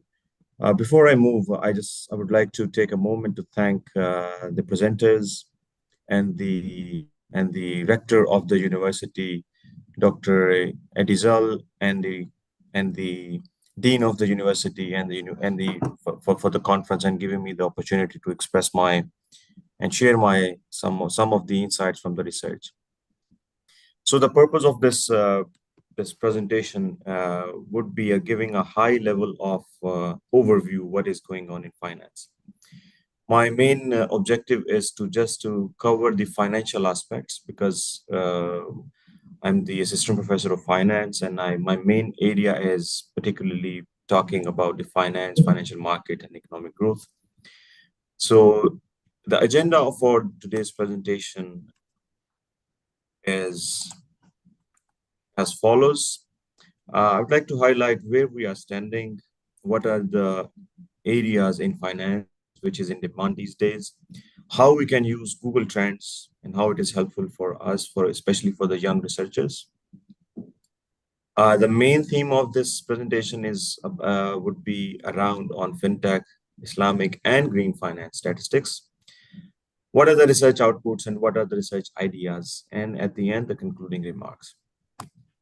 Well, talking about what's happening, we received some of the research papers lately in 2025, and they are giving an overview of how the technology is reshaping almost everything. Just like we had our previous presentation with Dr. Imam, it was very nice presentation, and everything was related to AI. And AI is no exception in the field of finance as well, because we are using AI model, machine learning, blockchain in financial field as well. Even the AI integration in financial service is not something new. It started from 1990s, and it is increasing these days because of the machine learning and language processing models. Digital finance is also one of the output for AI technology driven financial solutions for the economy, for in overall global in overall the world, in the whole world. And then social finance is also one aspect. I was very happy to hear other presenters, other keynote speakers talking about the ESG. And here ESG is also one of the part of finance, because we want to make sure that the investment which the companies are making, they has to be socially responsible. And 2025 is also highlighting how important it is for us to keep aligned, that we are on the same page, that technology is, whether the technology is changing, or whether we are investing in more socially responsible venues, and finance has to be integrated within it. But what are the areas in demand? So I shortlisted four key areas. The first one is especially with no surprise, it is of course fintech, and fintech is coming with the technology and digitalization of the whole world. Second area is sustainability, which I have sorted it out. I have just confined everything in green finance. I'm calling it green finance, and that's the key word for us. The third one is Islamic finance. And all of them, they are connected with the machine learning, big data, and econometric modeling and experimental research designs, because finance is more into economics and into econometric modeling. That's why that's the one core element which is connecting to all of these regions, all of these sectors. Well, let's jump into the digital finance. So these are some Google Trends which I collected recently while I was preparing the slides. Well, if you just take a look at the Google Trends from past 5 years, The red line shows about the digital finance, how the people are actually searching about the digital finance or digital financial technology. And we can see the whole big trend. And there was a trend which was a big spike in 2019 and 20. It was mainly because of COVID-19. And now we are shifting because of the advent of agentic AI, or maybe the generative AI. We are more relying on digitalization of the financial sector, and we can see the huge investment from around the world, which is $290 trillion, which we are expecting to have in 2030. Well, these are some of the stats which I gathered from Statista, and we can see that the number of fintechs, which is huge compared to 2008. And 2008 was the year of credit crisis, and we can see a big jump in 2019 and 20 because of COVID-19, because all of the world, they just started moving to the digital world. And there are almost 30,000, 35,000 plus fintech initiative around the world, and Asia Pacific region is no exception, and we are having a very huge growth in Asia Pacific region. Middle East, since I belong to Middle East these days, Middle East is still pushing themselves to have more impact on the fintech part. But however, we are moving forward to the right direction. Of course, Europe and the North America region is leading here. We are having more fintech companies, more startups because of the technology, because those countries, they are having a set infrastructure, especially in terms of the technology. We can see the venture capitalist investment. This is a little bit an overview how the investment flew in the fintech era. We can see a big spike in 2019, the last quarter, and 2021, and it is no exception. It's self-explanatory. It says that it is because of the COVID-19. Well, as per the regions, we can see Asia Pacific is also joining the race. Americas is also for sure, it is leading in fintech. The overall trend in the fintech, which is in terms of the revenue, we can see that the payments are the main source of the revenue for the companies, because we are normally having in fintech, we are normally having those startups which are helping the companies to make the payments easily using mobile banking, for example. And we have a projected score as well, which is given by the KPMG and Statista. Cryptocurrency is one of the example of fintech, which started in 2011 as a Bitcoin, as the initial of the Bitcoin. And we can see the industry is growing. It is pretty normal. And again, we are seeing one big spike from the COVID-19.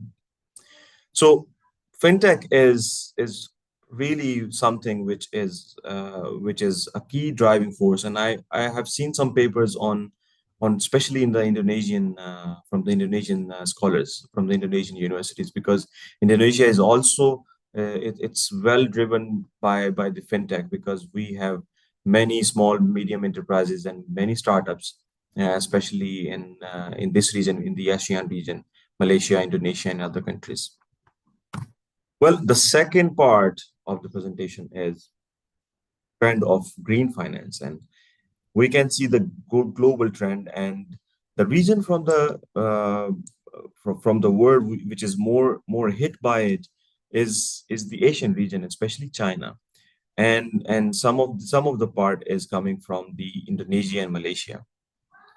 India is also leading here in the green finance, and we can see the big spike also in the later 2023 onwards until 2025.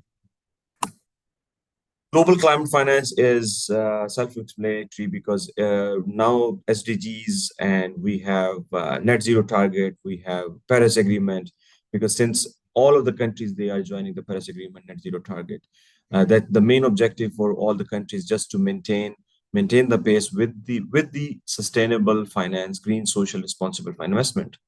And also finance is no exception to this, meaning that we are putting more investment into those projects which are helping the economy or the environment to grow in a sustainable way. Until now, until 2022, the world has invested almost $1.5 trillion, and by 2024 it's reached to $6.9 trillion. China is leading here, especially in green finance, green bonds, Sukuks, and other sustainable investment opportunities. Again, green Sukuk issuance is done by Malaysia. Malaysia is leading here, along with Saudi Arabia and UAE. There are some trends, which is the statistics in the total social responsible investment. By 2015, we have 43 million euros invested in pan global basis.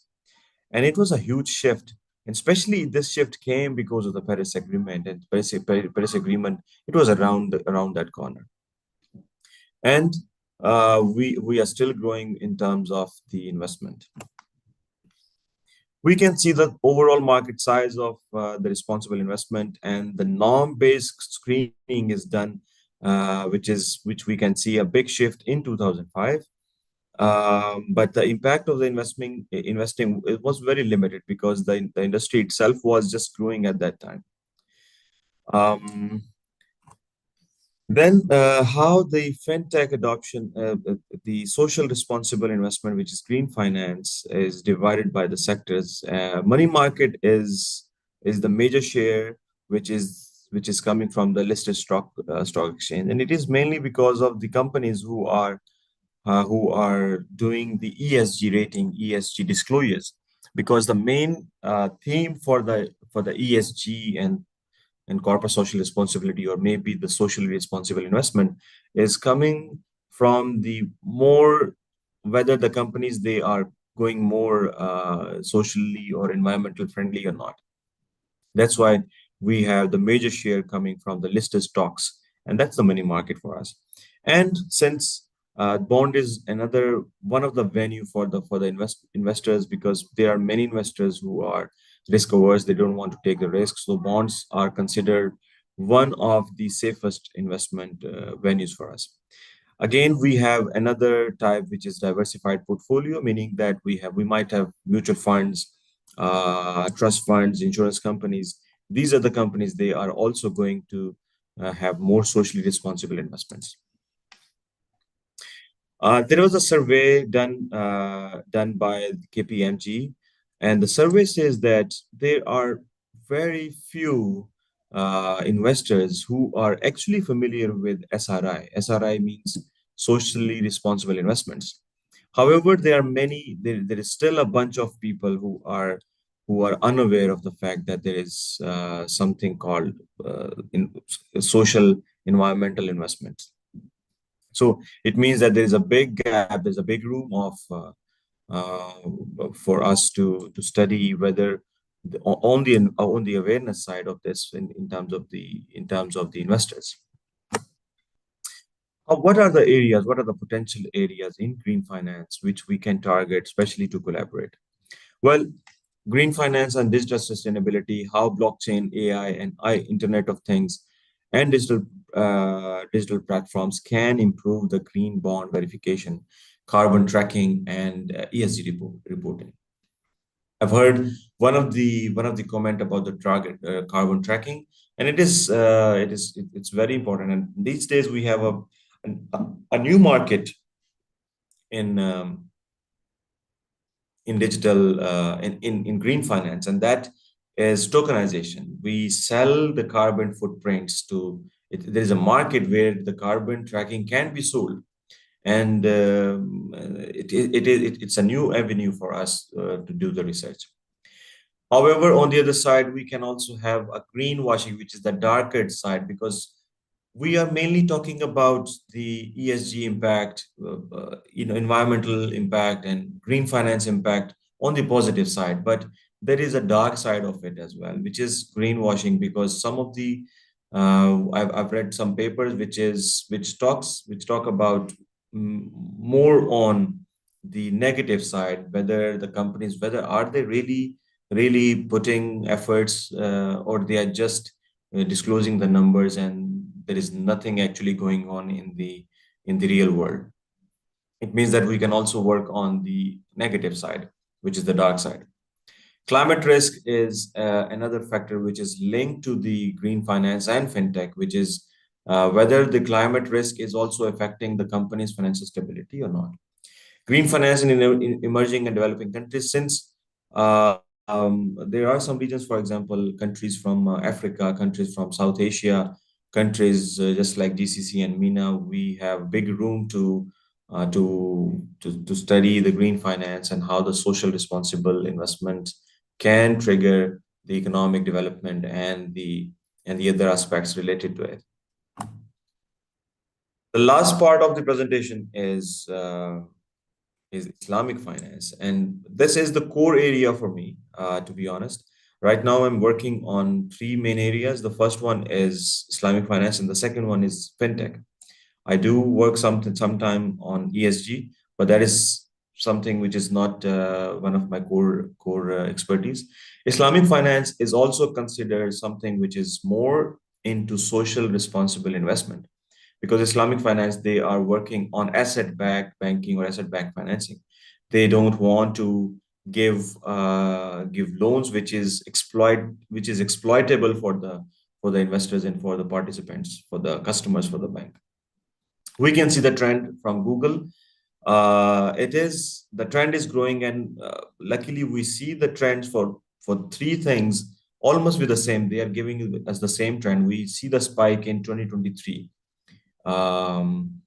because of the global shift of the ESG, environment, sustainability, fintech, technology. And these are the countries which are more focused into Islamic finance. And since Indonesia is no exception, Indonesia is one of the leading countries in Islamic finance. Indonesia, Malaysia, Pakistan, and GCC. The global Islamic financial industry valued over 4.5 trillion, and we are expecting it to grow to 6.0 and 6 point something trillion dollars by 2028. That's the vision, and that's the data which I collect from Refinitiv. Islamic banking accounts for 70% of total Islamic financial assets. And Islamic digital banks, Malaysia, Bahrain, and UAE, they are leading. They are introducing Islamic fintech. And also global Sukuk is issued almost $200 billion by 2023. Right now, there are almost 80 countries, they are having Islamic financial institutions.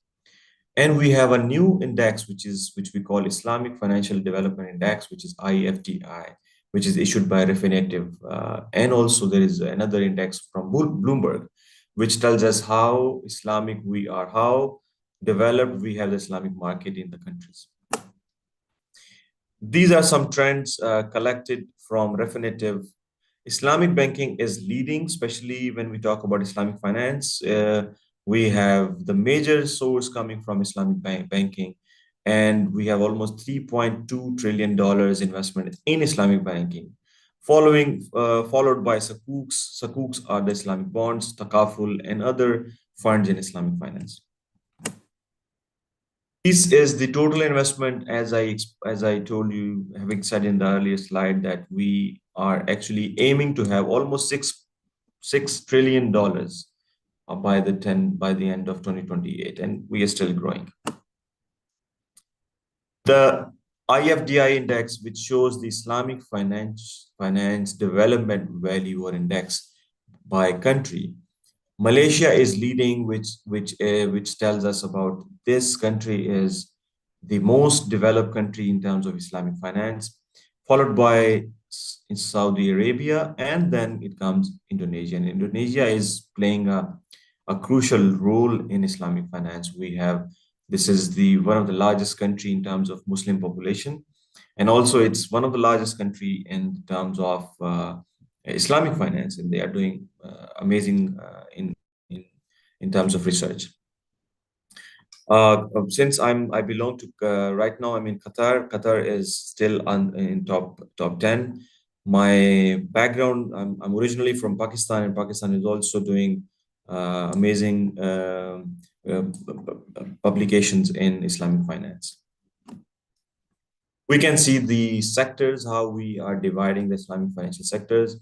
The sovereign bonds are coming almost 54%, 51%. Then the corporate bonds, and the local and foreign currency is also divided by 74 to 26% ratio, which are the recent stats by 2023.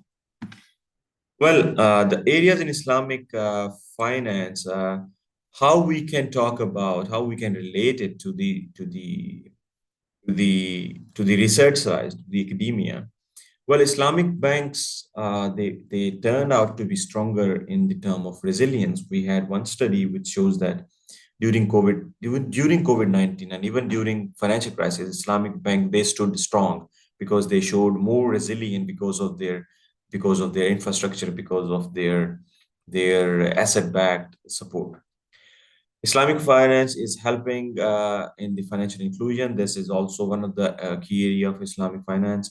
Islamic banking has a stronger link to the economic growth, another venue to do the research. GCC, since they are putting more effort in the innovation and the digital technology, Islamic finance can also play a big role here. And also ESG, sustainable finance, and social responsible investment. This is also another part. There is a new area which actually right now I'm working on it. Islamic finance is it really helpful for the poverty? Is it really helpful for the income inequality? That's a new question for me, and right now I'm working on it. Well, I'm right now heading to conclude my presentation.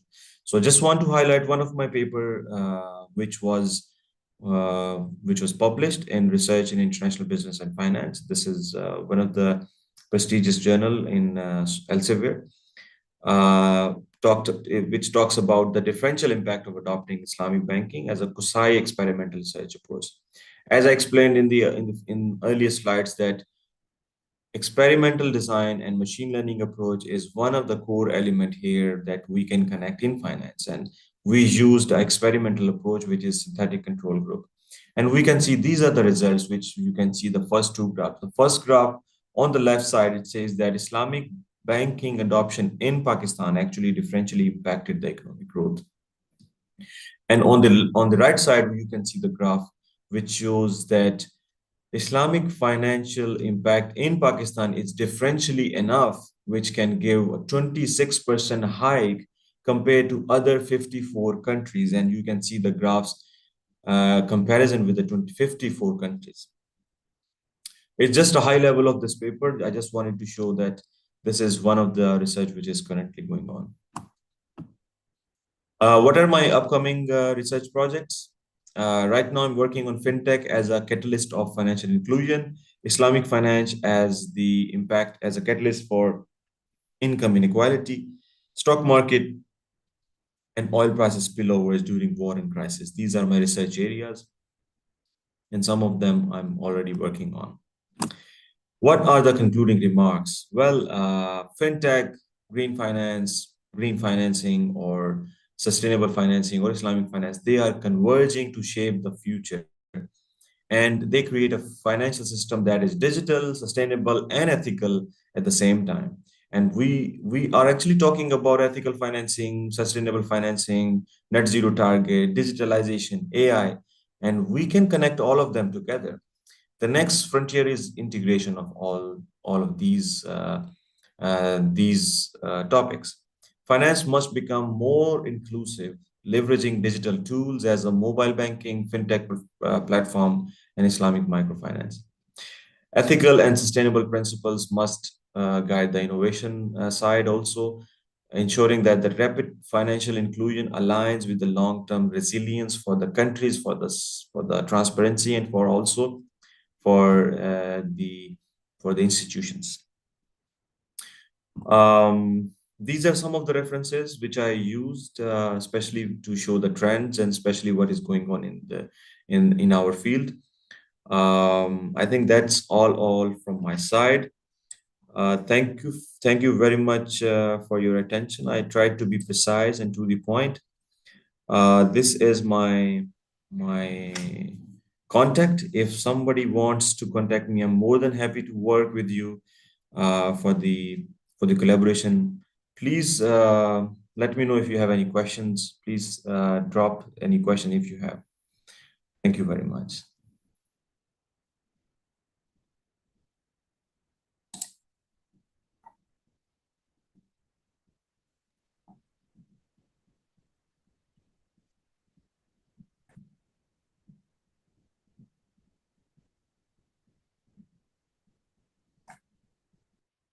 Okay, well, thank you very much, Sir Adil Salem. Thank you for the informations and knowledge for us. Please, ladies and gentlemen, the last keynote speaker, Mr. Dr. Stalbok Bovosov from University Med, Hungary. Before he presents the narration, I would like to read the resume of CV. He is one of the researcher too. He is one of the lecturer from the Med University, Hungary. And then he holds a PhD in management and business administration science, and he is one of the researcher, a lot of the published international journals on food security, climate change, and sustainable development. Please, ladies and gentlemen, please welcome Dr. Stalbok Bovosov. Time is yours, sir.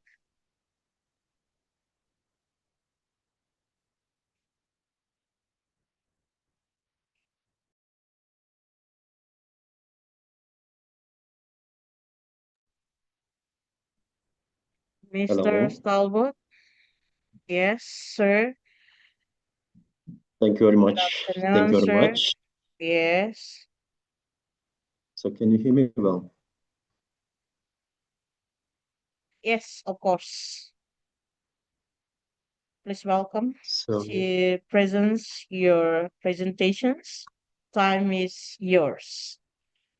thank you very much. I would like to ask organizing committee to help me with the presentation. Okay.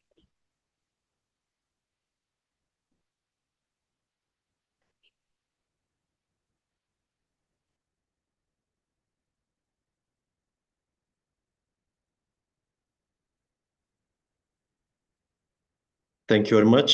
Before I start, I would like to begin with by expressing my sincere appreciation to the rector, Professor Dr. Edizal, AMMC, and also to Dean, Dr. MCI Mikial, and to the Dr. Firman Sheikh Harifin, Goodwoods Conference, and Tihan Sustainable Insights. Thank you all for your commitment to fostering academic excellences and meaningful global dialogue. So today, I would like to share with you about how the control of corruption can affect the number of undernourished people, because hunger and poverty also is one of the main goals of the sustainable development. Next slide, please.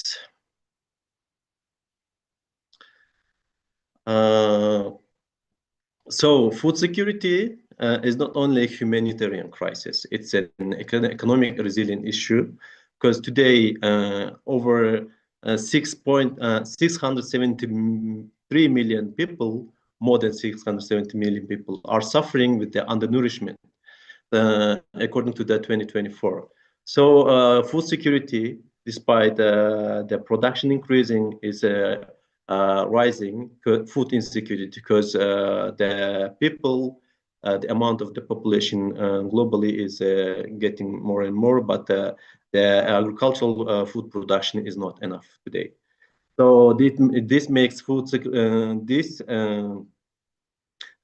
things mainly affects by the political factors, economical factors, and environmental factors. So when food system fails, economies suffer. So productivity declines, but health expenditure rise, and social unrest intensifies. So why this matter today? Because 85% of global population in the future, by 2030, they will live in developing countries, not developed countries. So these very nations most vulnerable to inflation shocks, debt crisis, and institutional fragility. So in such environments, food security become both an economic buffer and social stabilizer. But food security is not only about producing more. So it should be also ensuring the access to the food. So next slide, please.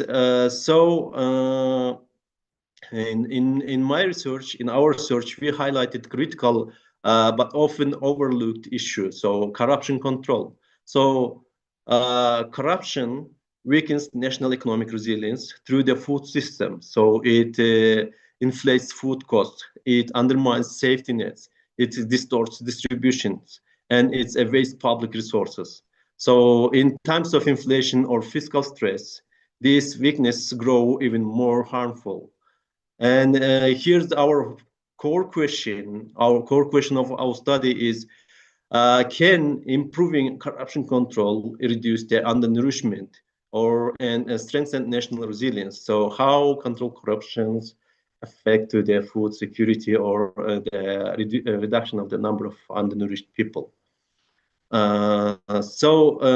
a world facing global debt, stress, and rising inflation, this question is more urgent than ever. So in our study, next slide, please. In our study, to answer for this question, we chose 57 developing countries. We using the robust system GMM methods, and we try to identify how the control of corruptions in different developing countries and in different regions affects to the undernourished, to the prevalence of undernourishment. So next slide, please. Next.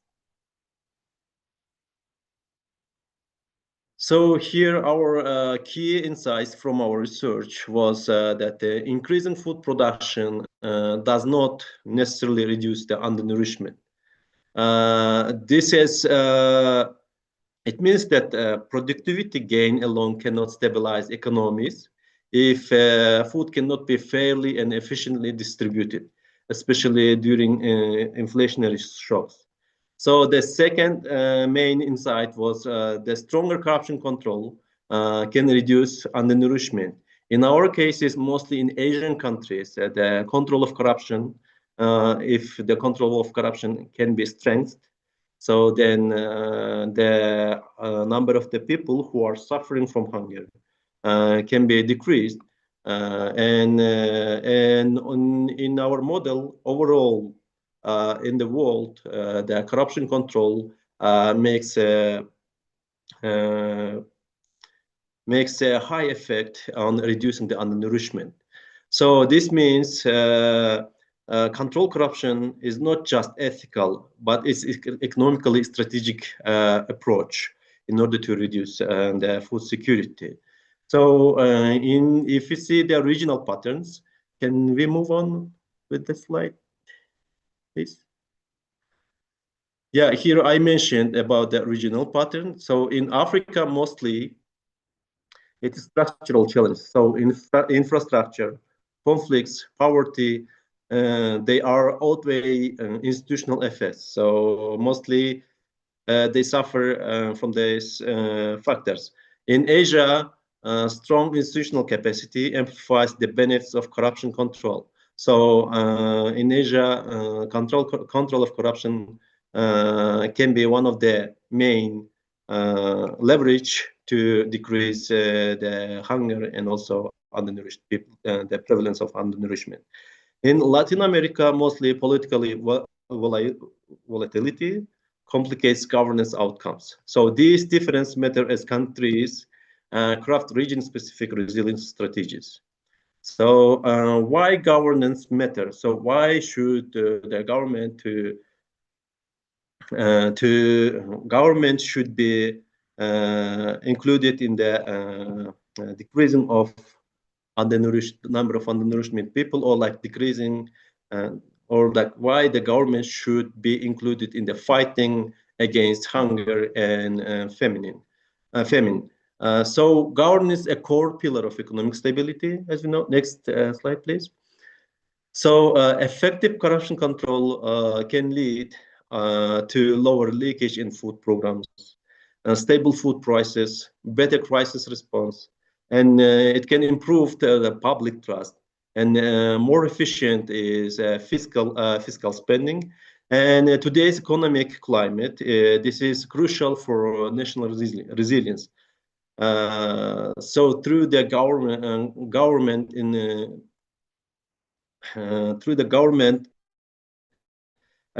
interference to the food security and to the agriculture, so we can overcome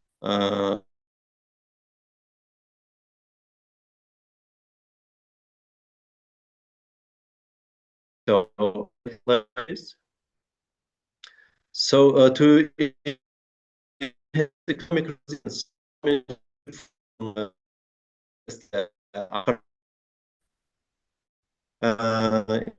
food distribution. So they invest in the transparent digital life, modernizing logistics infrastructure, as mentioned our previous speakers, and also improving human capital to sustain this.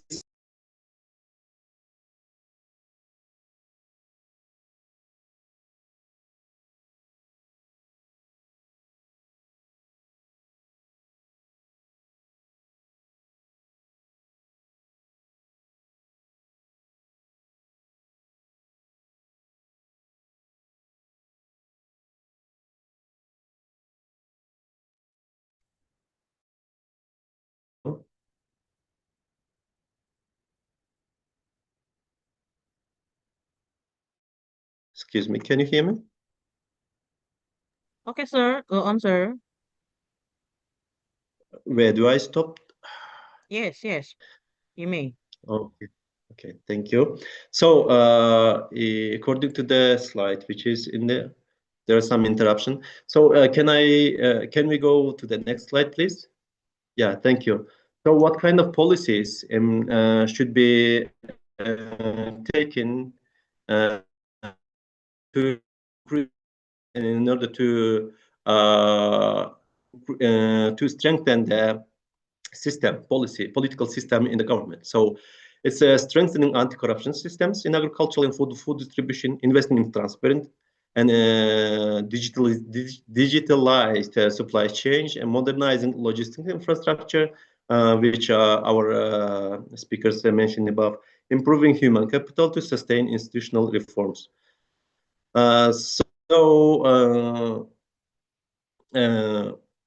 Our message for today fits directly with the topic of the conference.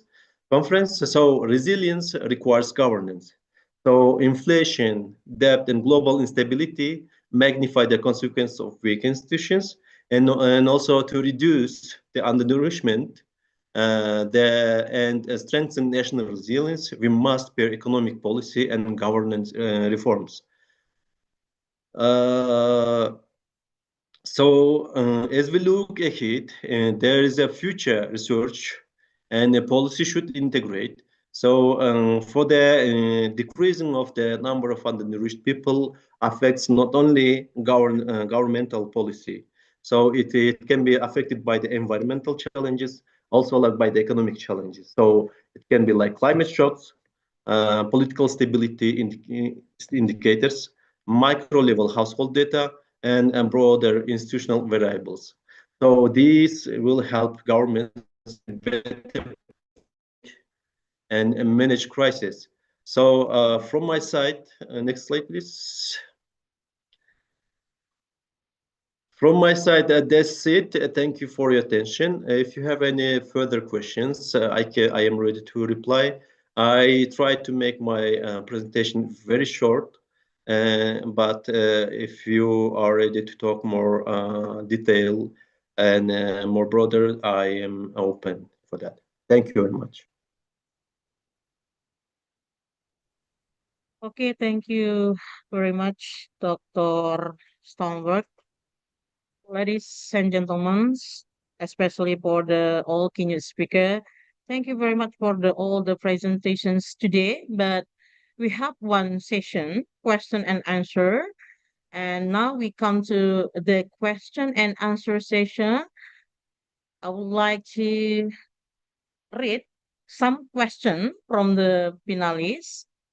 This is from Dr. Daniel Chang to Dr. Aman.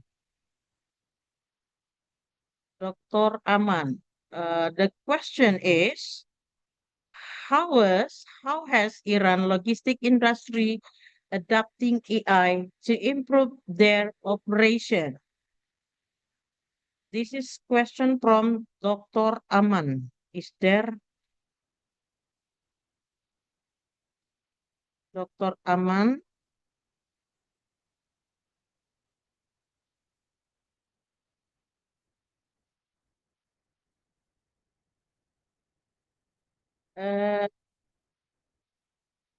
This question for Dr. Aman, still stay tuned.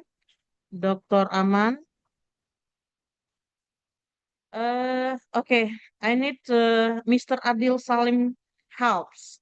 This is there's a question from Dr. Daniel Chan. The question is, how has Iran logistic industry adopted AI to improve their operation?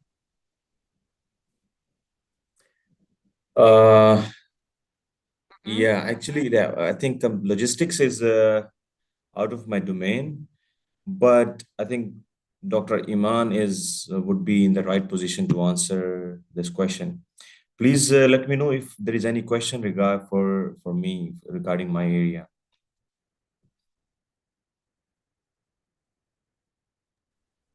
I'm so sorry, sir. Can you hear me? Yeah. From the logistics side, I'm not sure I can comment anything because logistics is part of supply chain, and Dr. Iman's area was more into supply chain. So if Yes. there is any question for my presentation, please feel free to post it. Okay. Okay, sir. Thank you so much.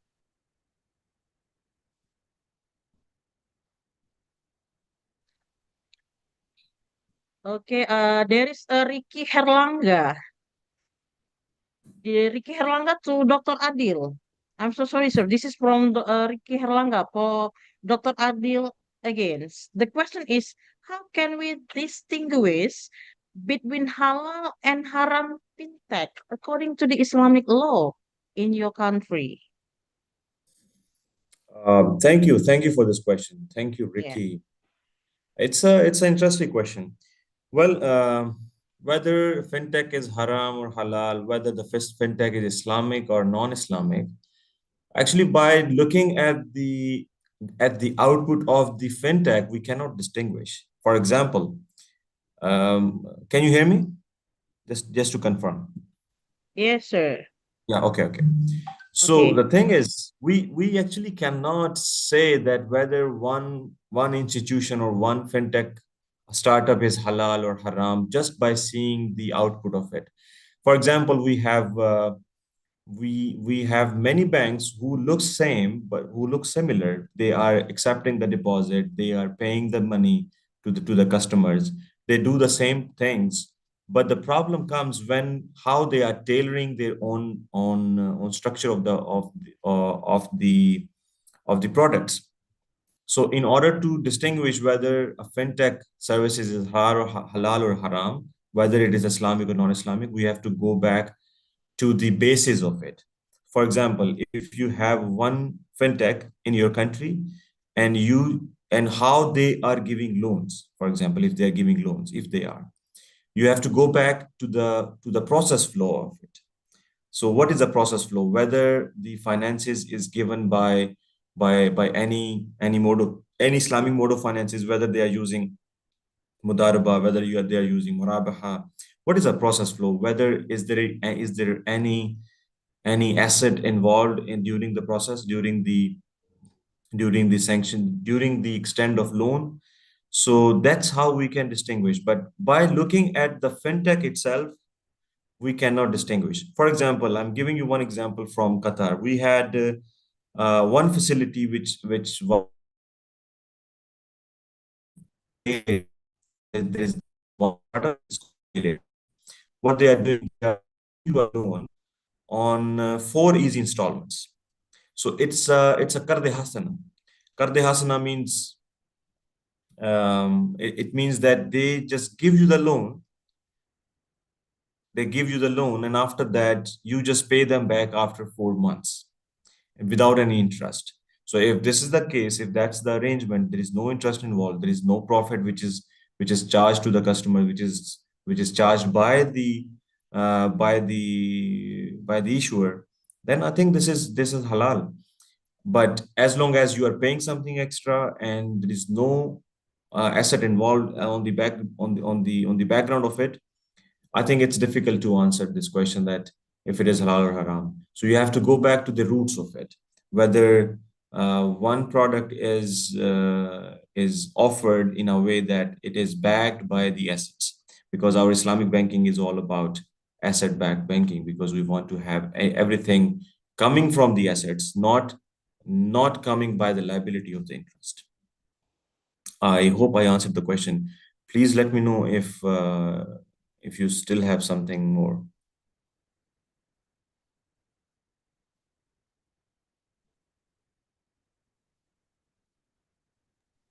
Okay, Mr. Adil, thank you for your explanations about this. What about Ricky Haringa? Maybe it's enough, yeah, for the explanations. Is there okay, thank you, yeah, Ricky. And then still to Dr. Iman. It is from Dr. Daniel Chang. We still wait for you. Question is, how has Iran logistic industry adopting AI to improve their operation?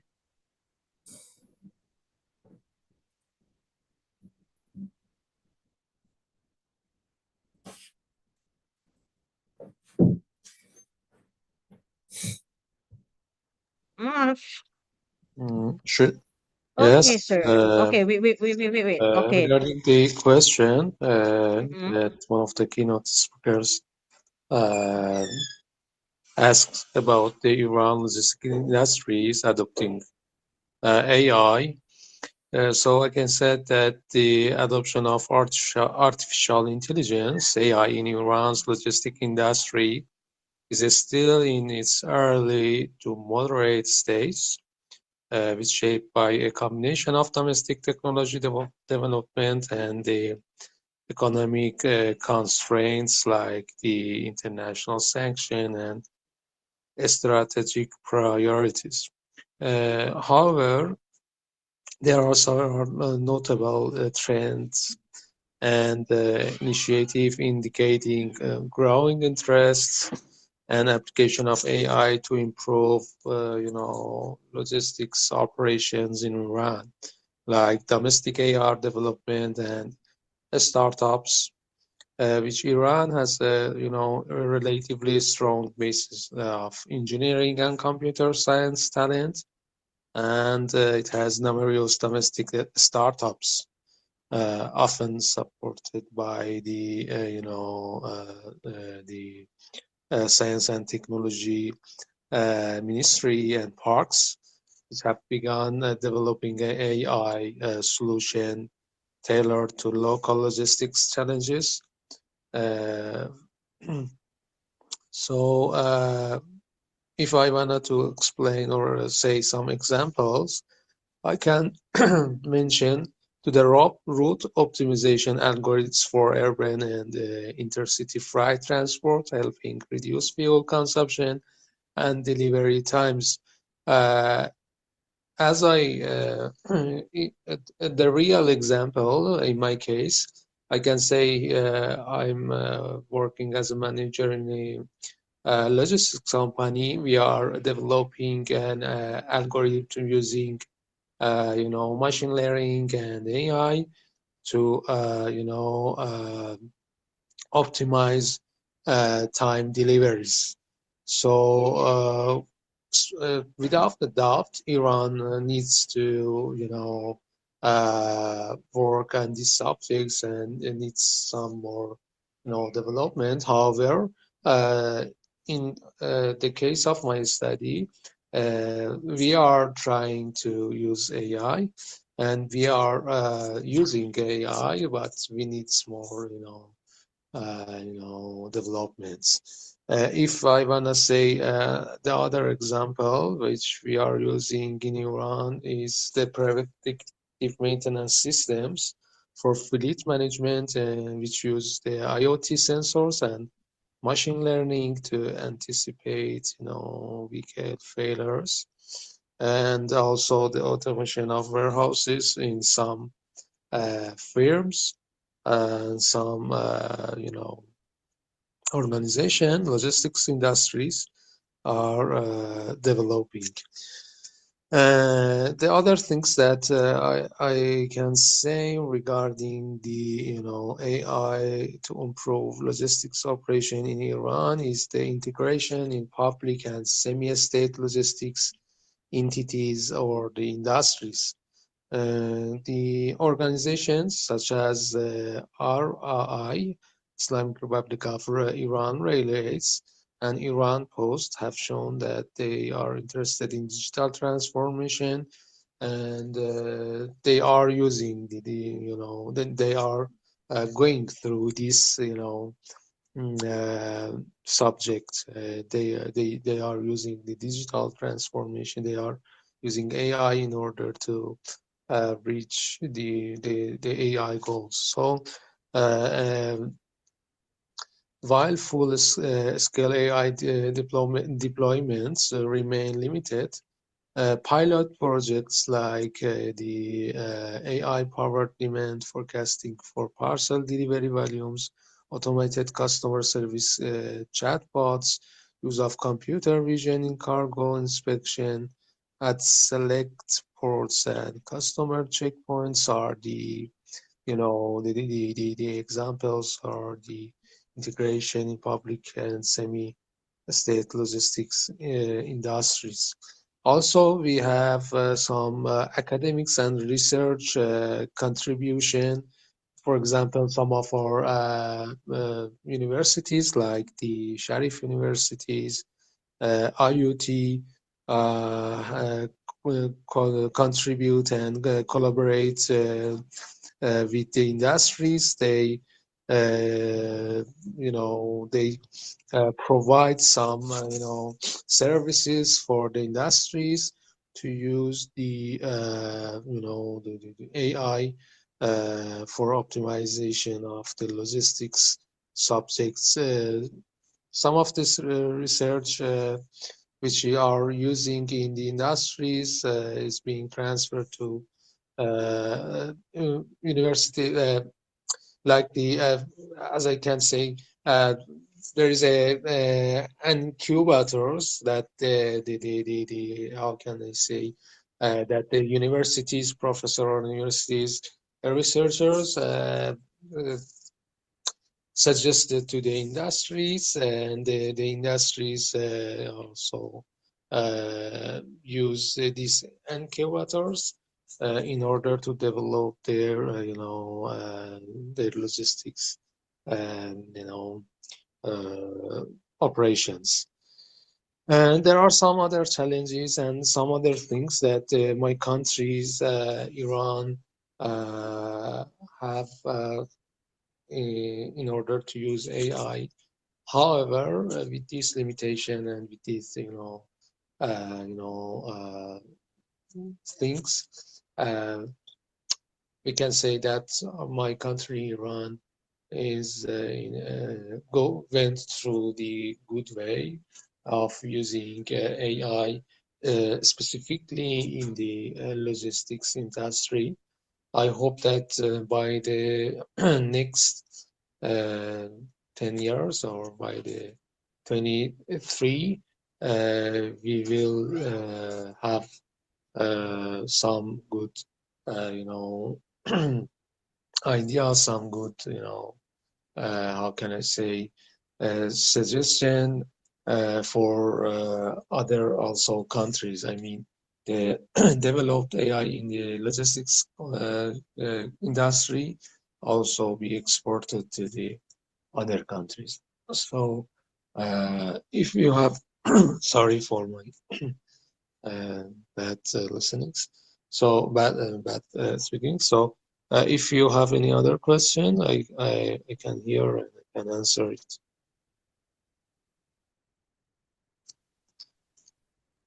Okay, thank you, Mr. Iman, for the answer. It has a lot of the question and is still a waiting list, but this is from Erwin Saputra for Dr. Daniel. Erwin said that we also need to look industry particularly because in Malaysia the government is highly dependent on Petronas tax revenue while the company profits have begun to decline. This means that the country must quickly shift toward green industry to maintain a national income. A similar situation can be observed in Indonesia in other sectors. Okay. The question is, to what extent does Malaysia depend on Petronas tax revenue hinder its transition toward green industries? For Dr. Daniels, Yeah. please have Thanks a for the time. question. Yeah. Thanks for the Okay, question. sir. Erwin, right. Let me go straight forward into it. There's two perspectives in this, right? Looking at Petronas tax dollar, obviously is very important for the country, but they have two perspectives. One is from the organization themselves, their perspective. Another obviously is from the government perspective. From the organization themselves, they already anticipate the what I call the reliance on oil and gas dollar, especially their profit and also the operation will come down eventually. So they already have begin their diversification almost like last 15 years ago. In fact, due to the major trend at the pandemic, if we actually can recall, when 1 barrel of oil go reduce, was say negative 25 USD per barrel, they have made a drastic decision, strategic decision, to move their capital investment away 100%, I would say 100%, certain percentage allocated towards green industry or green technology. And last 2 years, Petronas have announced they have earmarked ringgit Malaysia 50 billion over the next 10 years to diversify into new area, especially in solar and carbon capture, and also in the area of even hydrogen. And recently, Petronas also supporting the Malaysian national government on the energy diversification project as well. So that is one aspect from the company perspective.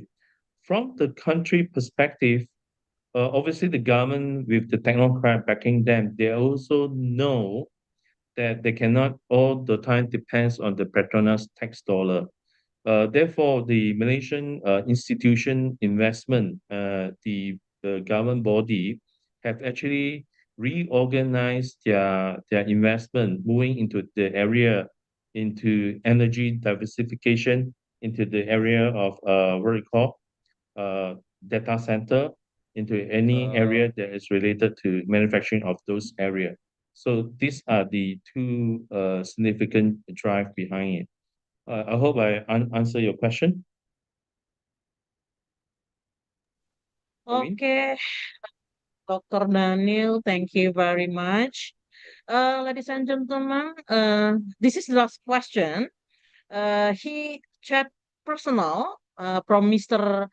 Muhammad Robi for Dr. Stalberg. Mr. Stalberg, there is a personal chat to me. From your findings on corruption control and food distribution, what practical steps should government prioritize to ensure that food assistance reaches the people we need it most? Is there Mr. Stalwart? I wanna try, okay? From your findings on corruption control and food distribution, what practical steps should government prioritize to ensure that food assistance reaches the people who need it most? From Mr. Robi, he chat me as personal. Thank you, sir. Time is yours. Thank you so much. I wanted to correct my name. My name is Stalbeck. Of course, there's some mispronunciation related Stalbeck, to yes, the Indonesian Indonesian bahasa and Indonesia, Kyrgyz, yeah. Stalbeck. Yeah, in Indonesia, Stalbeck, but in the correct one is Stalbeck. Thank you so much. So what the practical, if I understand correctly, the question from Rovi, from Dr. Rovi. So what's the practical approaches or practical instruments can be taken in order to decrease the number of undernourishment people, also to increase the food production and food security? Am I right?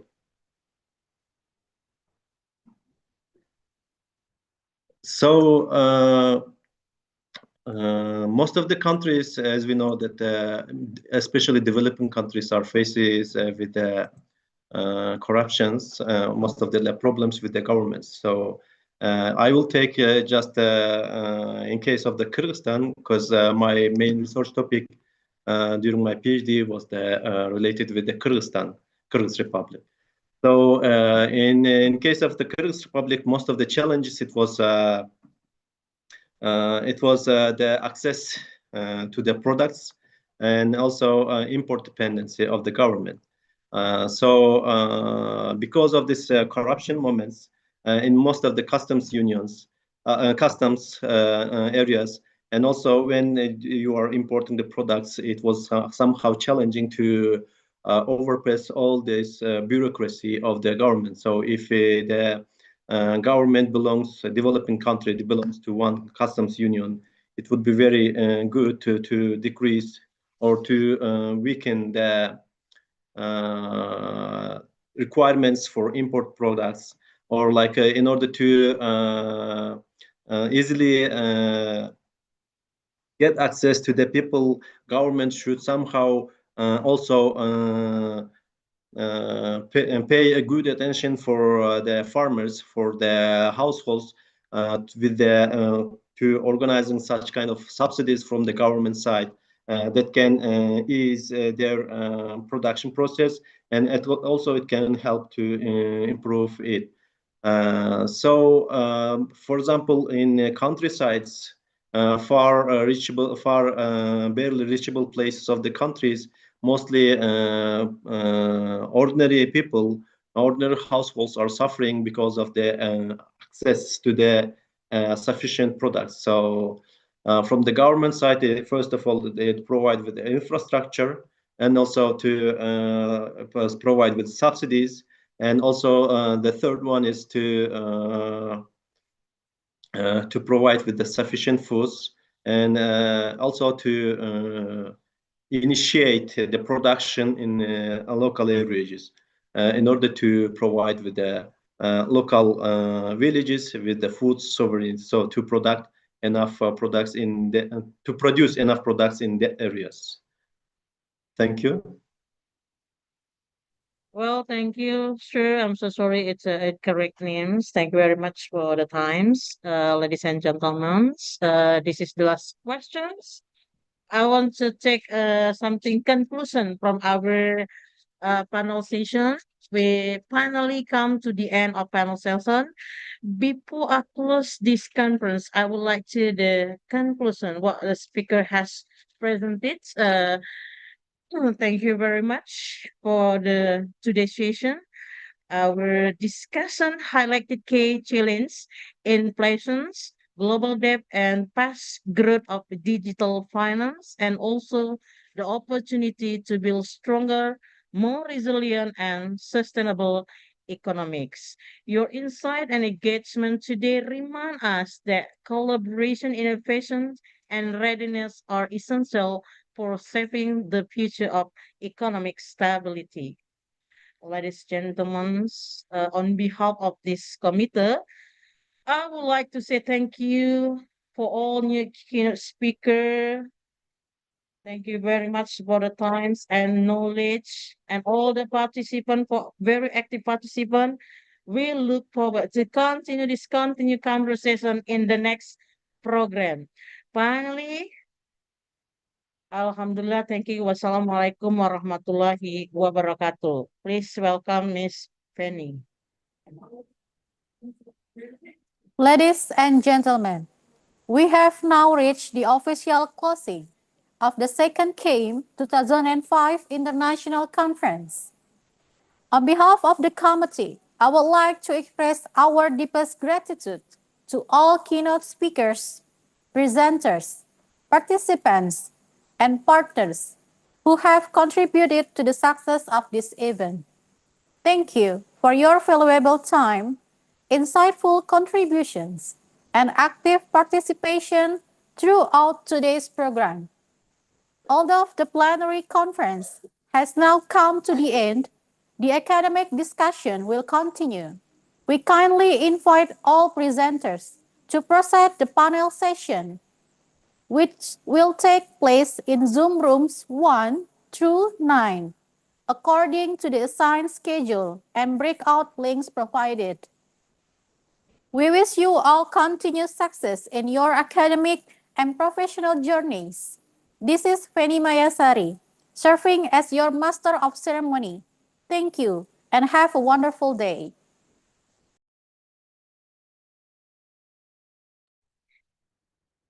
Thank you, everyone. Thank you, Mr. Daniel, Mr. Iman, Mr. Stahl. Everyone's before maybe we want to take a picture first.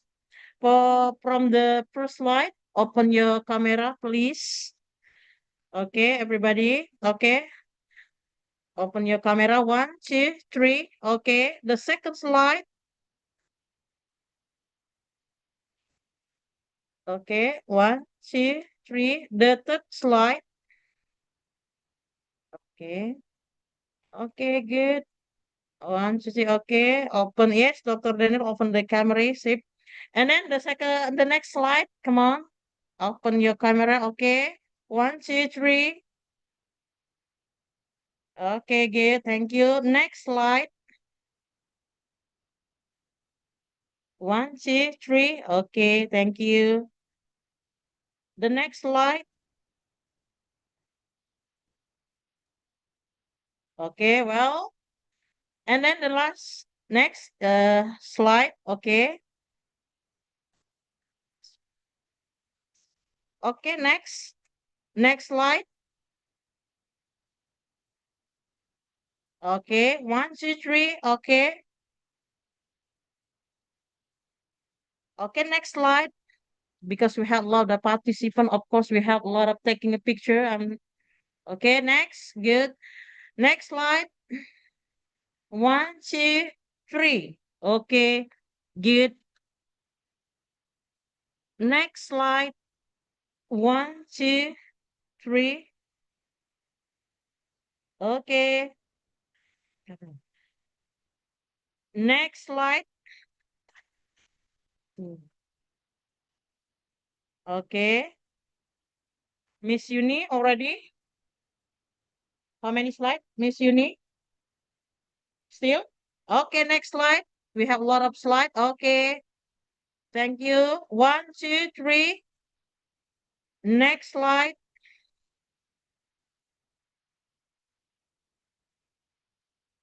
Okay.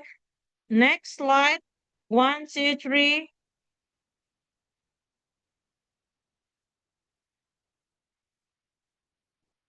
Okay. Everyone still have slide? Okay, next slide.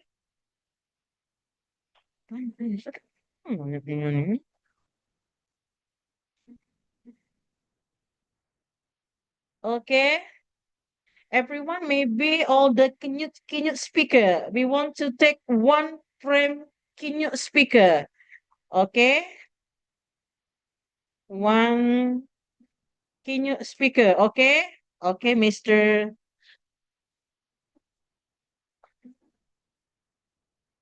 Dr. Daniel, maybe Dr. Iman. Okay, Dr. Adil, oh, stay tuned. Yeah.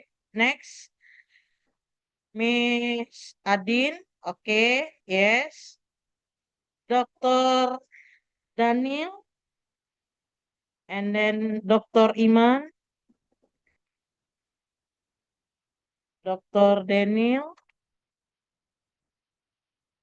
Please stay tuned. All can you speaker? We want to take a picture as the documentation, and because a very special event for our Trinity University Palembang have the international conference, and it's so amazing and outstanding for us. We still wait for Mr. Daniel and Mr. Iman. Still stay tuned. Okay, maybe we have Dr. Daniel. Okay, 1, 2, 3. Miss Uni. Okay, 1, 2, 3. Okay, once more. Okay, 1, 2, 3. Again. Okay. Okay, thank you very much, sir.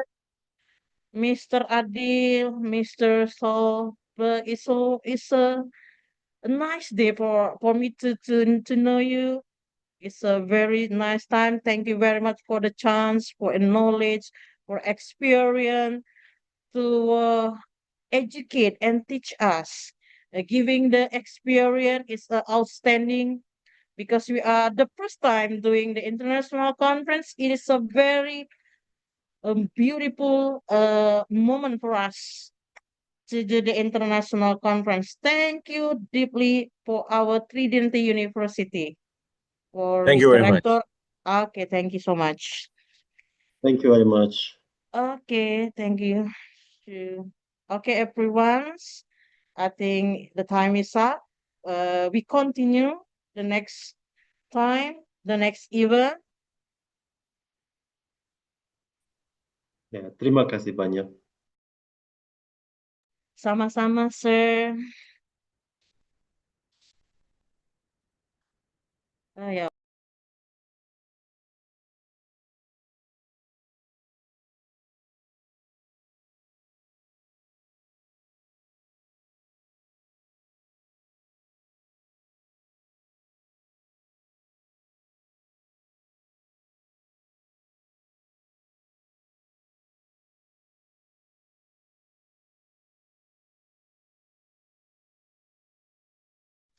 Oke, buat teman-teman yang mau ikut international conference ya, silakan you join in every rooms. There are 9 rooms.